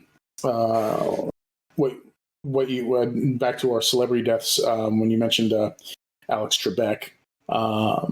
Apparently, there was a old Jeopardy outtakes of Alex Trebek swearing up a storm. Yeah, I saw that. Did you see that? Yeah. Here, let me go ahead and play it for you here. So keep watching just a day and call this number. Dumb son of a bitch. You don't watch it 24 hours a day. There's a daily cash prize of $1,000 and fuck no shit. I'll now play phone Jeopardy. She drank the poison that Captain Hook intended for Peter Pan. Tinkerbell! Fuck 'em. So keep watching Jeopardy 24 hours a day and call this number. Dumb son of a bitch. You don't watch it. It's cycling. Okay. There's a daily. Okay. So apparently, I guess it was for a phone version of Jeopardy. So he was shooting a promo for like a phone version of the game. So, and those are some outtakes from it, which I thought were pretty funny. So, what do you think, Jed? That is pretty funny. Fuck him. Fuck it. And that was from HuffingtonPost.com. CIA Declassified from IFL Science. You can now search over 12 million pages of declassified CIA files online. The CIA they put over 12 million pages of declassified documents online for your viewing pleasure. The massive documents, news clippings, letters, and reports cover a whole host of bizarre and fascinating subjects spanning from the 1940s onwards. A cursory glance shows files and subjects ranging from UFO sightings, spies' recipes for invisible ink, investigations into celebrity psychic Uri Geller's paranormal perception, and even documents about the infamous behavior control project MK Ultra. I watched what's his name just died? The guy that was like he wrote that book about Uri Geller and how he was a fucking fake. The Amazing Randy. Yeah. I forget what his real full name is, but it was quite interesting how the videos he was showing how you would actually bend the stuff. Mm-hmm. You just bend it. It just didn't make it look like it was. Yeah, Randy and Uri Geller, they were like each other's nemesis. It was pretty great. Yeah. Every time Uri Geller would show up, freaking Randy would be there to swat him back down. Yeah, it was quite interesting. Yeah. But yeah, he had to prove it, with holes in place.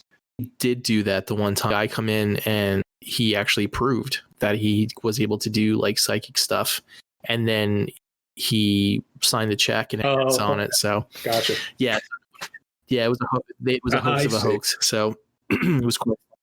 But yeah, they also were talking about that in the documentary that I watched last night about the alien thing, about Project Blue Book and all the CIA documents. Maybe earlier than that they were able to release documentation about shit.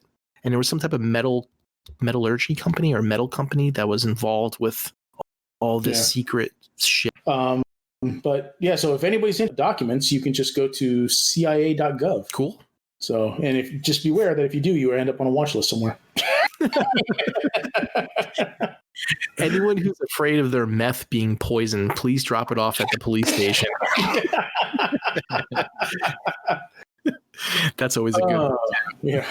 All the conspiracy theorists with their Catcher in the Rye books are going to be fucking red flagged on that site right away. Yeah.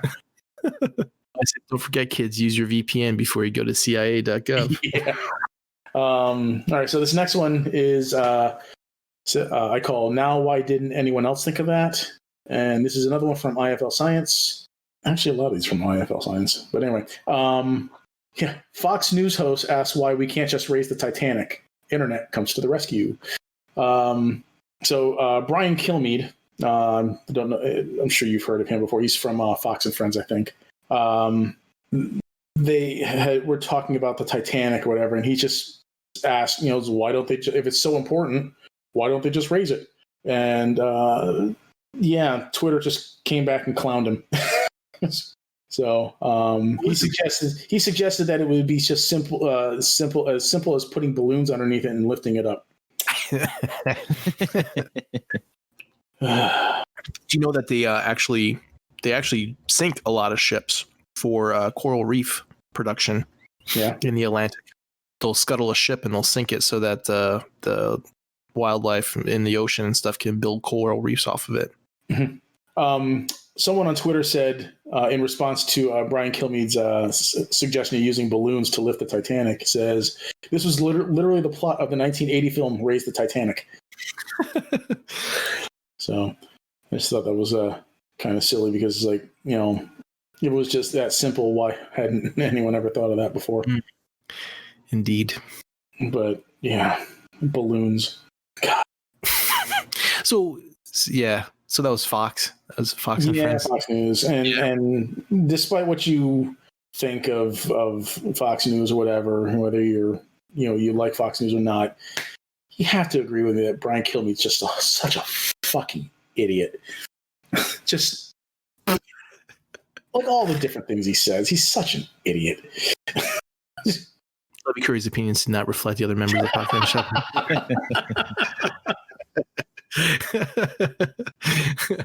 All right, so my last one I call Brown Herring, and this is about how Sweden for years thought that Soviet subs were invading their waters, and it starts all the way back in the year 1981 when a Soviet submarine ran aground on the south coast of Sweden, just 10 kilometers from a Swedish naval base. The Soviets claimed that they were forced into Swedish territory by severe distress and later navigation errors, while Sweden saw it as proof that the then Soviet Union was infiltrating Swedish waters. It didn't help that when Swedish officials secretly measured for radioactive materials using gamma-ray spectroscopy, they detected what they were 90% sure was uranium-23 used for cladding in nuclear weapons inside the sub, indicating it may have been a nuclear-armed submarine. So eventually the submarine was returned to international waters. But then shortly after, they started to pick up elusive underwater signals and sounds. In 1982, they detected, they pursued one of these identified sources for a whole month, only to come up empty-handed. And this continued for a decade, where they kept thinking that Russia was invading their waters and whatnot. But it turned out that it was simply herring farts. Right where I thought that was going. Yeah. I sure wasn't a Russian submarine captain with an Irish accent trying to defect. Scottish accent. Scottish accent trying to defect. Yeah. Our chance is 1-4. Yeah. He didn't even try to change his accent to Russian.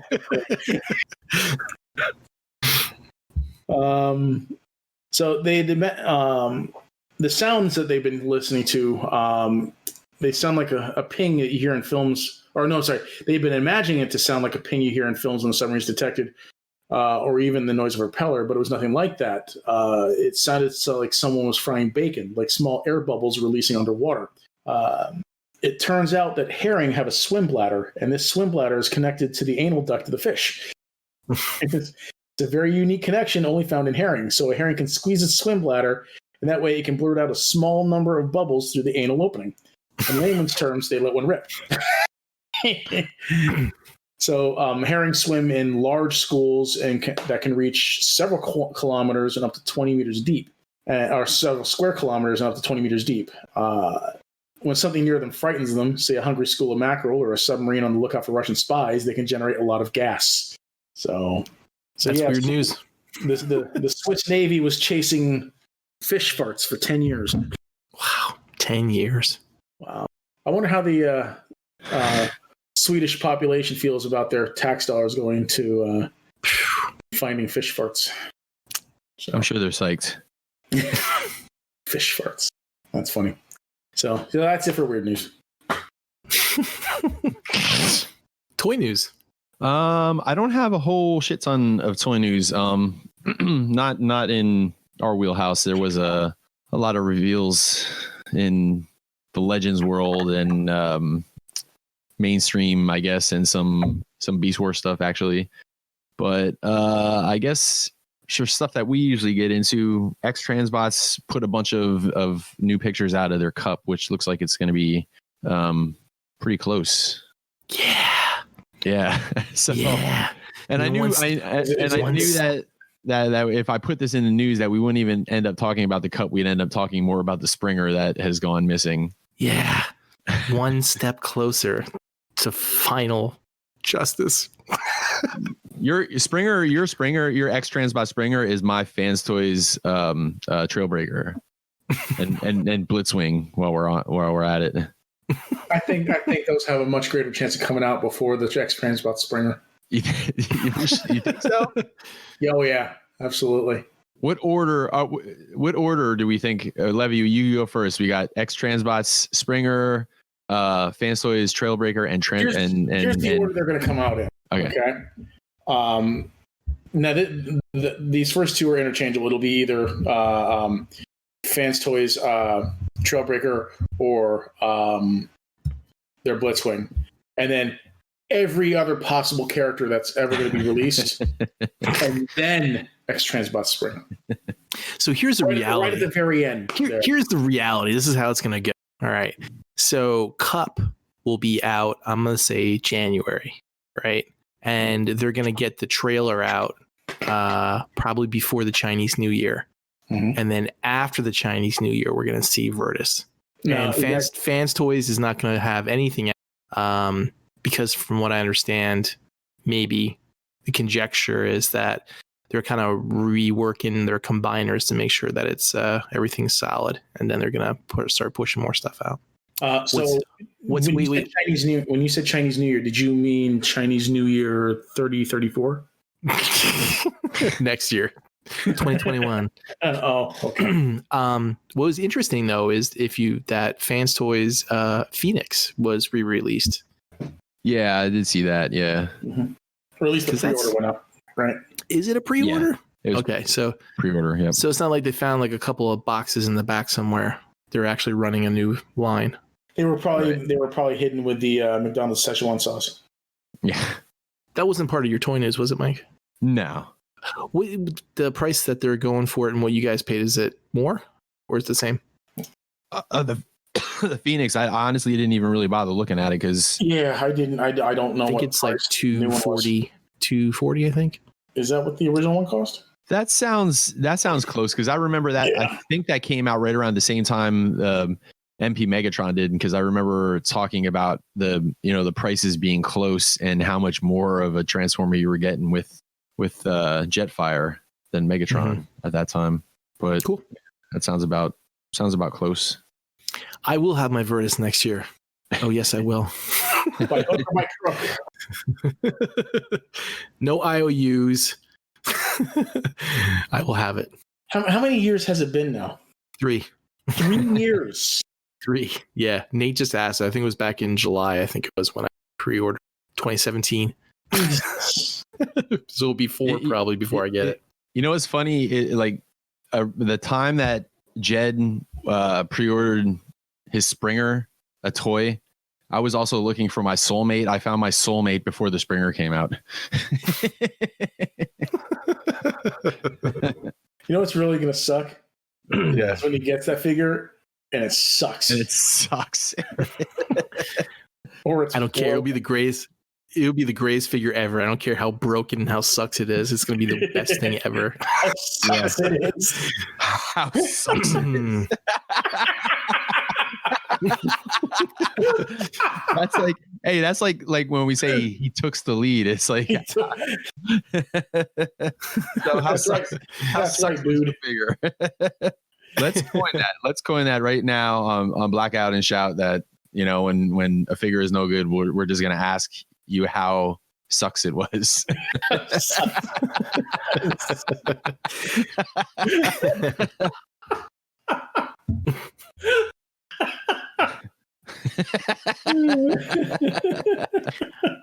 All right, let's move on. We're really letting that one sink in. Before you guys jinx my 4-year pre-order. Yeah, right. Yeah. So,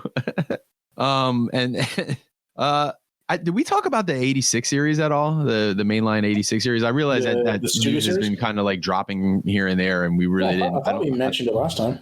Yeah. Okay. Well, then we don't have to talk about it. A little bit here and there. Yeah. Yeah. It looks great. Yeah. I think it does look great. It's like that Grimlock looks really, really good.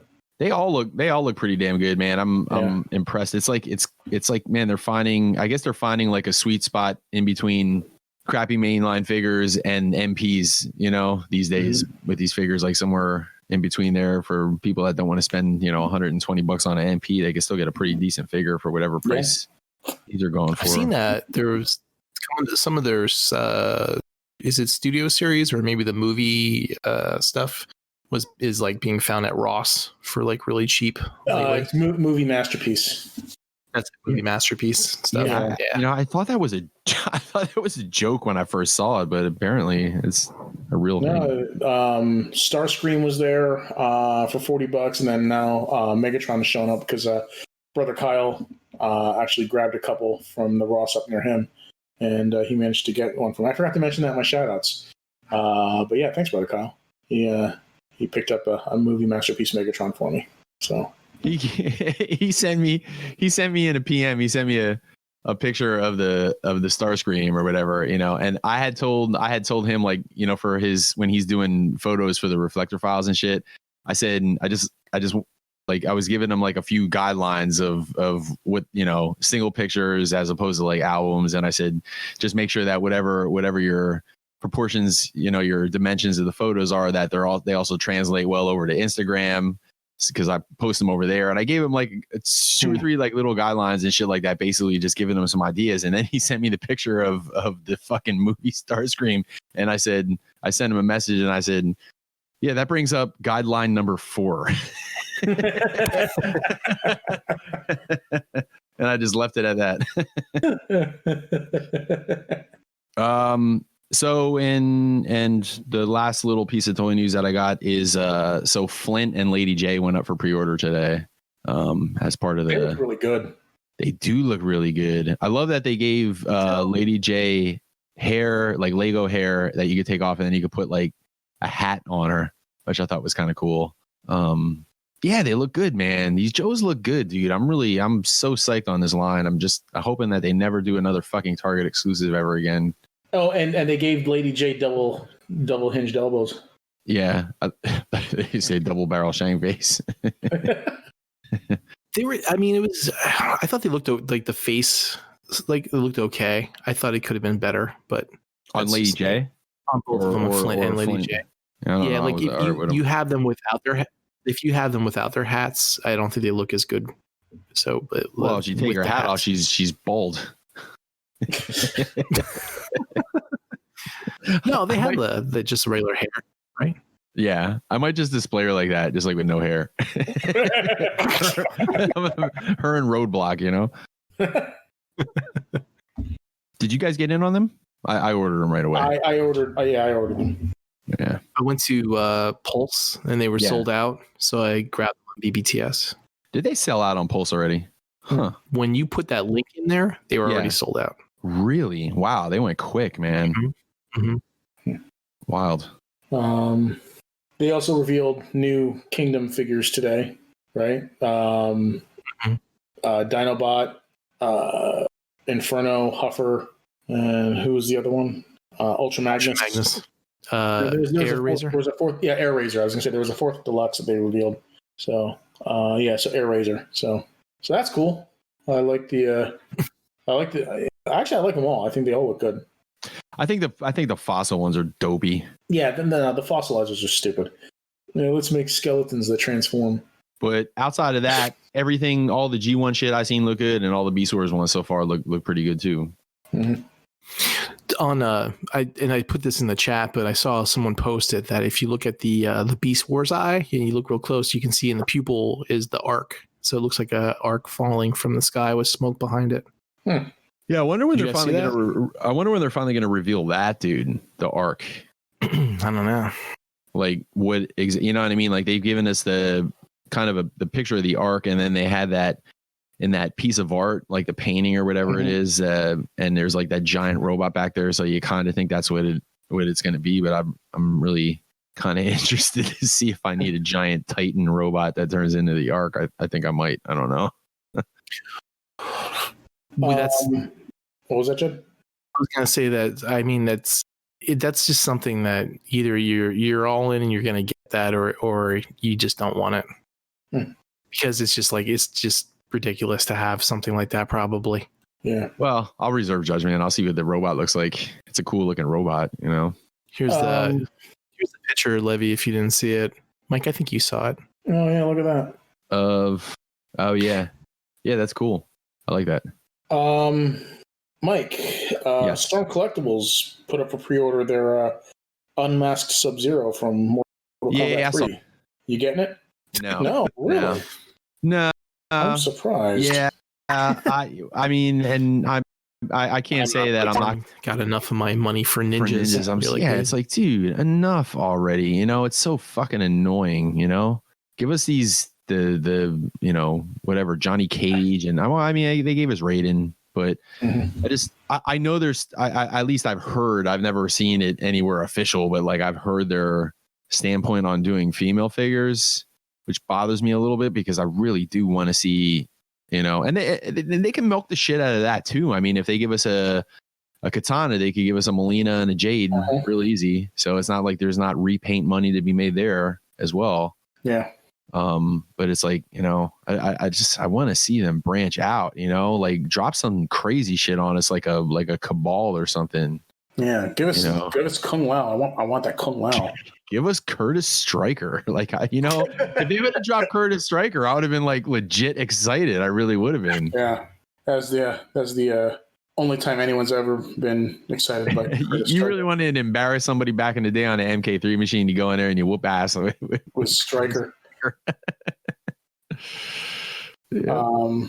Marvel Legends announced that they're doing a deluxe version of Classic Thanos, which is completely different sculpt from the Walmart exclusive Thanos and the Build-A-Figure Thanos that they released some time ago. Because it looked pretty fucking close to the Walmart one. No, it's completely different. Where? I mean, I see the glove.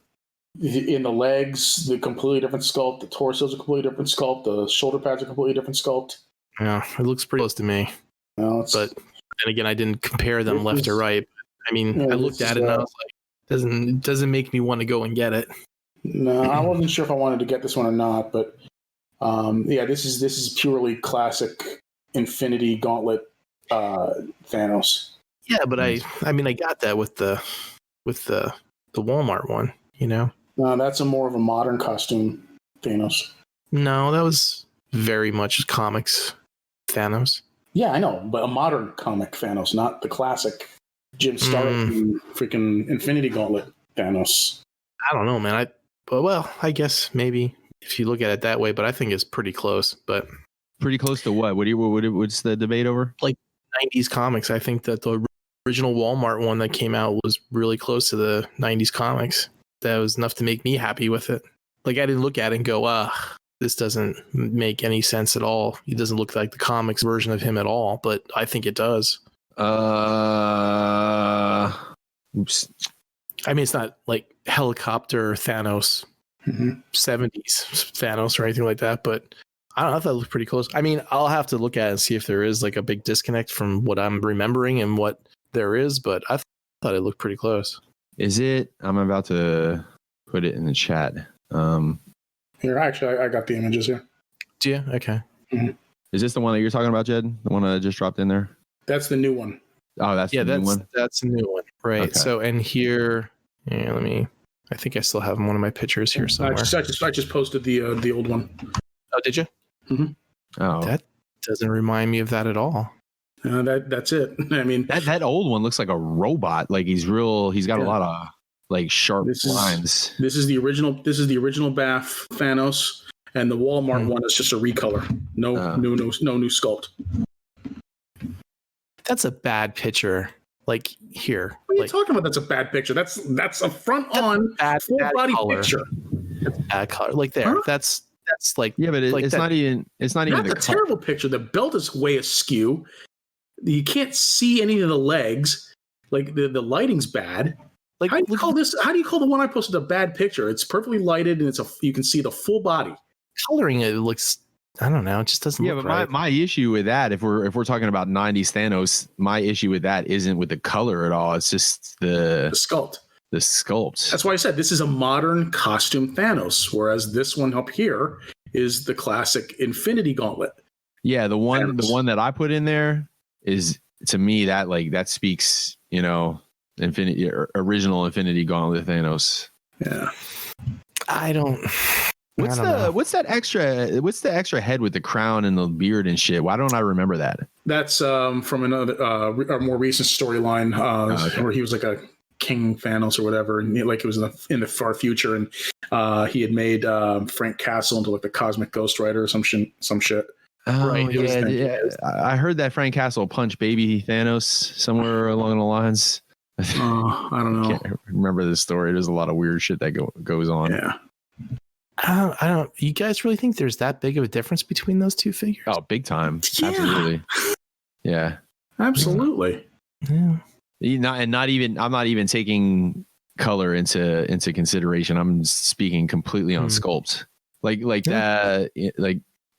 We're Transformer fans. That second one that you posted in there, the one that you said is a bad picture, like that looks like it could be like a mashup. Like that looks like it might transform into something because it's so robotic looking. Well, it looks like a suit of armor. It does look like a suit of armor. I agree. I took down with all the other characters, as feet and stuff like that. I mean, that's the color of the figure. It's not light blue like that. I know, but you keep going back to color, and color isn't what's the color is talking about the sculpt. Yeah. Well, maybe I will get it then. Is that your picture, Jed? Yeah. I remember you saying you just had a bunch of fucking piled of legends. Yeah, I had a bunch of legends laying around. So I threw them all down. I put them on top. Picture of it. That's creative. Like I like the picture for sure.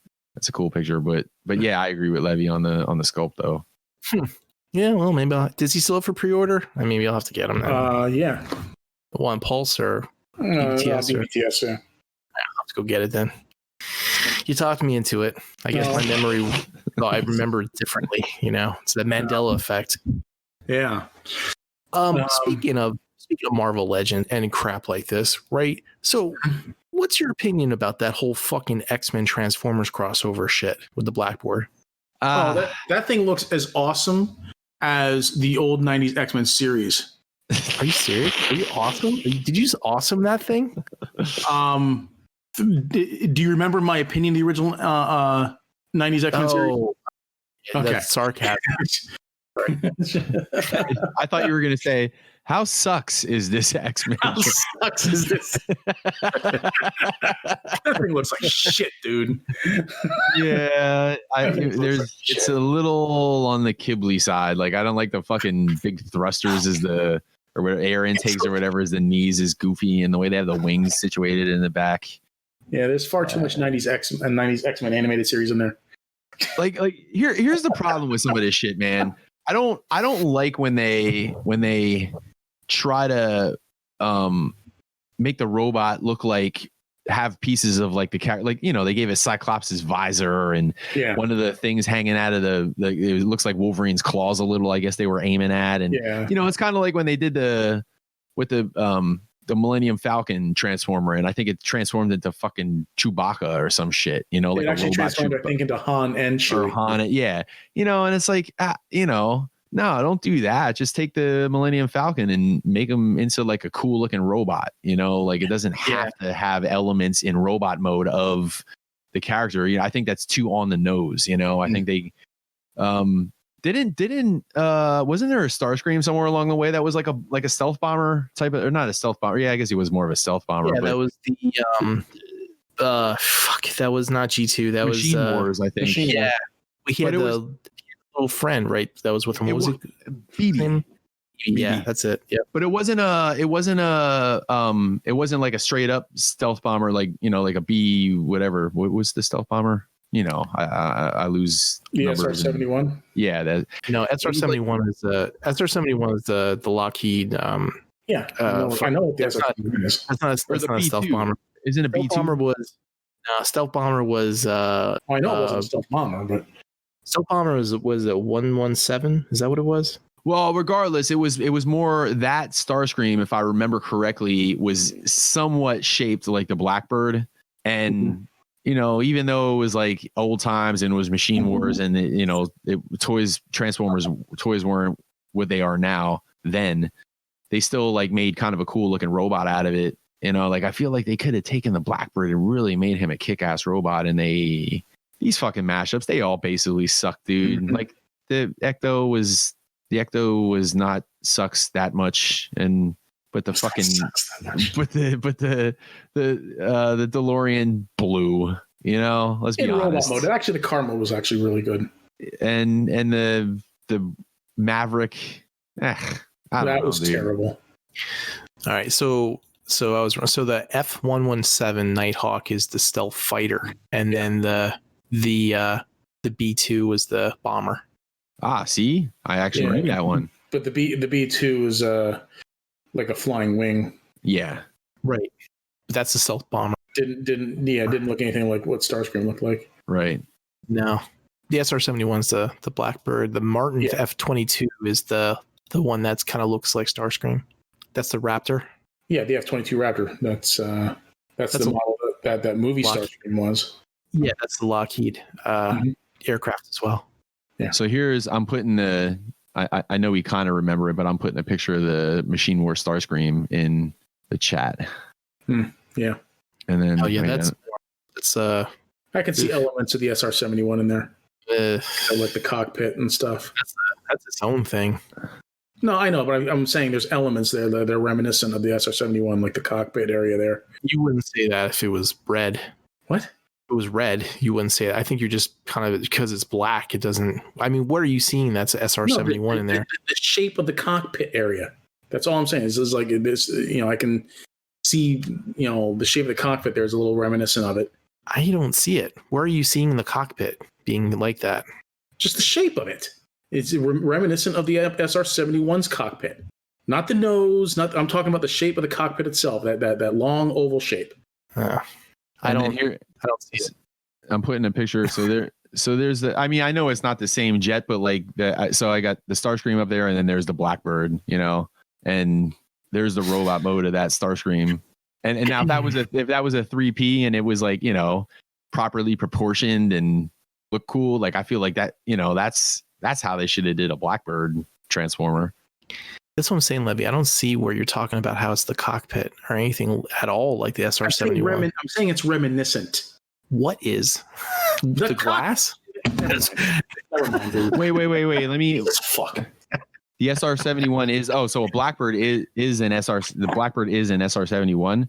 Mhm. So what are you saying, Jed? That you don't think that looks at all like the Starscream, Machine War Starscream? No, I don't see anything at all like the SR-71, except that it's black. That's what I'm saying. That's why I said the Levy earlier. If it was red, it wouldn't look like. No, but I think the point is that like it has a long. It's, you know, like the Concorde has like a long. The SR-71 is like a fucking missile with wings. This thing has like, you know, flanges and stuff. It has the front stabilizer wings. It has a cockpit like all the way in the front, and the nose. The wings are completely different. I don't see anything at all. Well, like, but see, but you're like splitting hairs. Like it's like it doesn't look like it doesn't look like a typical jet. I think that's what we're saying. It doesn't look like, you know, the F-15 Eagle or like a typical military jet. You know, it has like the wings, the big wings in the back, and it has a long cockpit area, like that, the long nose and shit like that. I think that's all I was trying to say. It doesn't have a long nose at all. The SR-71 has a long nose and it has a cockpit in the front of that. That Starscream, Machine War Starscream looks nothing like, say, G1 Starscream, which is more of a traditional jet. I agree, but it doesn't look anything at all like an SR-71. The Blackbird, the X-Men Blackbird looks more like Machine War Starscream, way more like Machine War Starscream than G1 Starscream. I'm splitting. We're splitting hairs because I'm just saying, like, it's like it looks like either of them. To be fair, it looks closer to Machine War Starscream. No, I'm saying the Machine War Starscream looks nothing like anything, either one of G1 or the SR. The only thing Levy gets what I'm saying. The only thing it has going for it is that it's black. That's what I'm saying. There's three sets of wings on the Machine Wars. It doesn't. The fuselage is completely shaped differently. There's, you know what I'm saying? It's completely wrong, different. Levy, are you with me on this or not? You know, I've moved on from this. You guys are fucking blind if you think that looks the same. Like I said, if it was a different color, you would say it looks the same. Oh, you said the cockpit reminds you it looks like exactly the same. It was reminiscent and made me think of the SR-71. The shape reminiscent. Something that's reminiscent of something else doesn't mean that it's the same. Yeah, it doesn't mean it's exactly the same. When I looked at the cockpit, it made me think of the SR-71's cockpit. That's all I'm saying. It doesn't though. That's what I'm saying. It doesn't have it. It doesn't. But hey, if that's your opinion, you guys want to go with that, that's cool. But I'm just saying that you're blind and it looks nothing like it. Oh, piss off. I'm telling you, it's true. All right, moving on. So now that we've argued about the SR-71 looking like a fictional plane, what else are we talking about? I think that's it. I think it's on the Q&A. I think we've ended toy news with a bang. Yeah. With a disgruntled argument about planes. But I can't believe that we know people that love that and they're going to buy it. That blows my mind. Like, love what? The X-Men crossover Transformer. Who love that? You know, if they like it, they like it, you know? Brother Kyle. There's a couple other ones in the chat. Well, no, if he likes it, I'm happy for him. It's not my thing, but I'm happy if people get something that they want. Anybody that buys that's gonna buy it, and then a couple months after they're gonna be looking at it on the shelf, going, "God damn it!" That's gonna be. I should have saved that money towards this fictional X-Trans by Springer. That X-Trans by Springer looks more like fucking SR-71 than that does. Oh my god, I'm still. Anyway, that's gonna be your number 5. I just like throwing. Shh, it's okay now. That number 5, that's going to be number 5 on your reflector files. Not due is going to be Brother Kyle taking pictures of that. Yeah. Do not. I'm going to have to make up a do not shoot list. You know, so far. No, that's on number 2. Like number 1 is Bayformers, and then number 2 is that X-Men Transformer. Like any of the mashup shit. Don't take any fucking pictures of this mashup bullshit. I was just saying that I just like throwing fuel on the fire of the X-Men animated series. Yeah. I take every opportunity I can to shit on that show. What were we talking about when I was watching Just to get it right. Casey Kohler on Monday? I said a good crossover would be the 86 G1 Transformers and the X-Men, 90s X-Men. No. The animation frames would be about the same. Maybe Wolverine. No, the X-Men's worse, far worse. Maybe Wolverine can get off of G1 Starscream and punch Cyclops.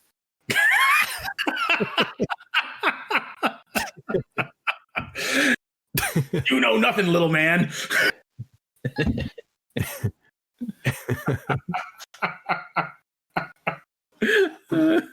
Oh man. Want to move on to if people like that thing, more power to them. Yeah, let's go to Q&A because I think my argument with you just woke up my life. So that's gonna be great. Chad, the SR-71 is just like Starscream. I'm gonna send her. You know what I'm gonna start doing when we get into arguments on the show? I'm gonna send her a PM on the side and tell her to tell you what we want her to tell you. Just to fuck with you. She'll fuck it up. She'll be like, it looks like Jet Scream. Q&A, Levy. Q&A. Ball rolling. I don't usually do this, but I actually have a question myself for the rest of the cast. As do I. I have a question. Wow, we all have questions. Yeah. Does the Machine Wars Starscream look like the SR-71 Blackbird? I saw that coming a mile away. He's still laughing though. The answer is no. It does not.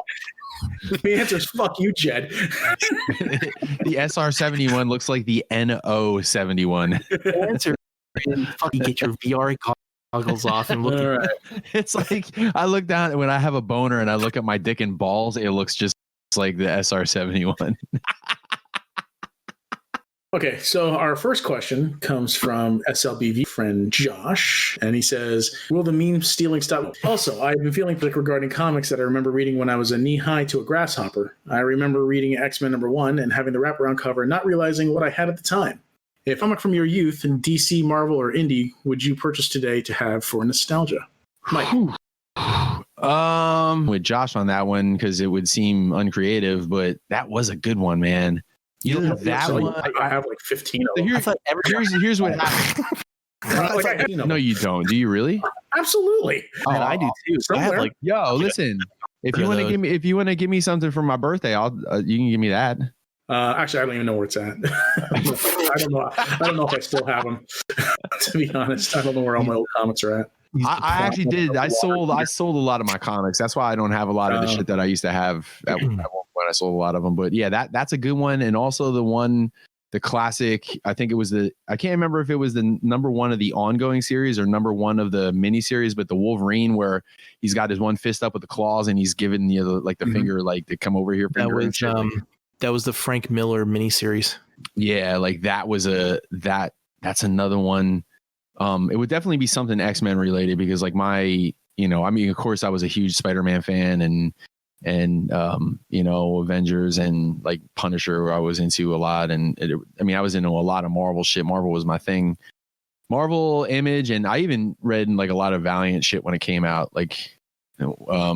But my Desert Island, you're allowed to take only one title with you. It would definitely be like X-Men related. So yeah, probably that Wolverine or that X-Men. Levy, what was the question he had again? What was the one comic you would take with you? Yeah, if you could pick, or what comic from your youth would you purchase today to have for nostalgia? Oh, what comic would I pick today? Yeah. See, I still have my comics from my youth. Gee, that's a tough one. I don't know. Do you know, Levy? Pass. Captain Carrot and his Amazing Zoo Crew #1. What? Captain Carrot and his Amazing Zoo Crew #1. I don't even know what that is. Captain Carrot and his Amazing Zoo Crew was a comic put out by DC Comics. It featured funny animal characters, basically anthropomorphic animals as superheroes. It was like a world populated with animals instead of people. And you had Captain Carrot, who was kind of like Superman, but he had super strength, I guess, and he could hop really high. You had Alley Cat Dabra, was that her name? She was kind of like Zatanna. You had Fastback. He was a tortoise who could run really fast. Rubber Duck. He was a stretchy duck. Pig Iron was this big giant pig dude that he was a pig, and he was made of iron. It's kind of like Colossus, And there's a bunch of others and stuff like that. And so it was actually a comic book series I used to like to read when I was a kid. So like when I was like real young, when I was like 6 or 7, maybe even younger. Huh? Never heard of it. Yep, it was actually, like I said, it was published by DC Comics, and it actually became part of DC Comics canon when they made the 52 universe continuity. Not the new 52, but like when they had like the 50, like because they had come up with the concept of like 52 universes before the new 52. So I guess it would be the old 52. I don't know, but I think that was when they made them like DC canon, like DC universe canon. So interesting. I wonder if that came out around the same time as Spider-Ham came out. Maybe DC. It was very early 80s, like 80, yeah, 82, right. 83, 84, somewhere around there. Sounds around there. But I'll bring up a picture of the original. I remember which book I would get. It would be it was the Silver Surfer 14, I think it was. I think it was Spider-Man was in it. Maybe it was 4. I remember that someone at school, a friend of mine, gave it to me, or I bought it off him for like $5 or something like that. And I lost it before I got home from school, or somebody's fucking stole it out of my locker. So that would be that one. I remember it being worth a good, nice chunk of change too. It was an early 80s book, or maybe a late 70s book. But yeah, that'd be the book. Next question. Just 1 second. I'm posting the picture of the thing here. But yeah, that was the first issue. They were rescuing Superman.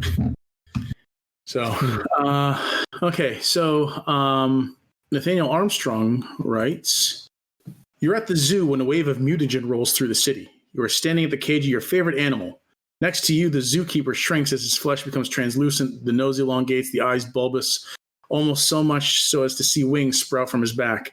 He has become half man, half mosquito. He no longer fits inside his pants, and so they, along with the keys to the animal cage before you, slip to the ground. You fight the urge to merge with the tapeworm that has been living in your stomach. The key's now in your hand. You open the door as the animal in the cage reaches out to you. What mutant do you become?" So, yeah, man. Man. So this is a loaded question because your favorite animal isn't necessarily where I would have been hanging out, and I'll explain why. I don't really have a whole hell of a lot of recollections of going to like the Philly Zoo or like any bigger zoos and shit like that, because I really went at a young age.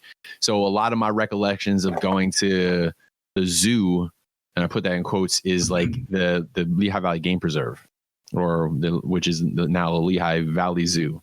Mm-hmm. So my favorite animal was the wolf, right? They had that gray wolf and shit, and it was so cool. But the thing is, that pen was so big and he was always so far away. You really kind of like never got the greatest look at him. He was always up on a hill and shit like that. And you almost had to like look through fucking binoculars to see him.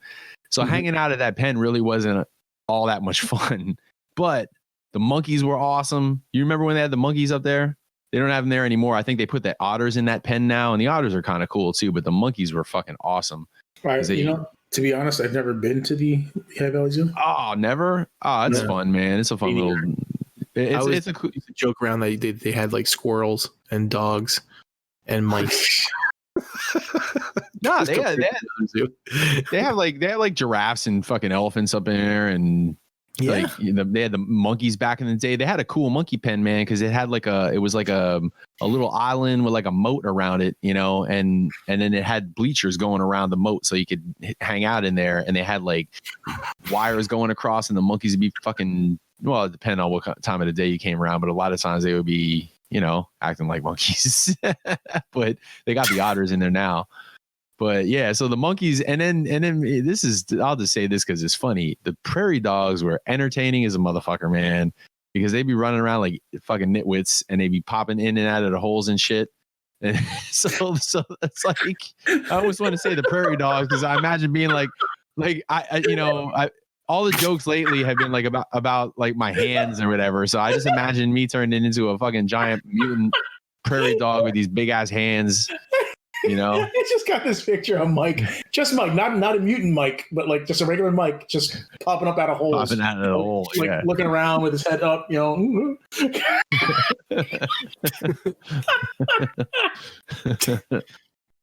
Unfortunately, at this point, we ran into some technical issues with Discord, and we weren't able to record the rest of the show, or I should say, the show didn't come out in the recording. We'll make sure that we get back to the question next episode. And sorry about that to everybody who's listening and wanted to hear more. But with that, fuck you, John Bailey, and enough's enough. We're out.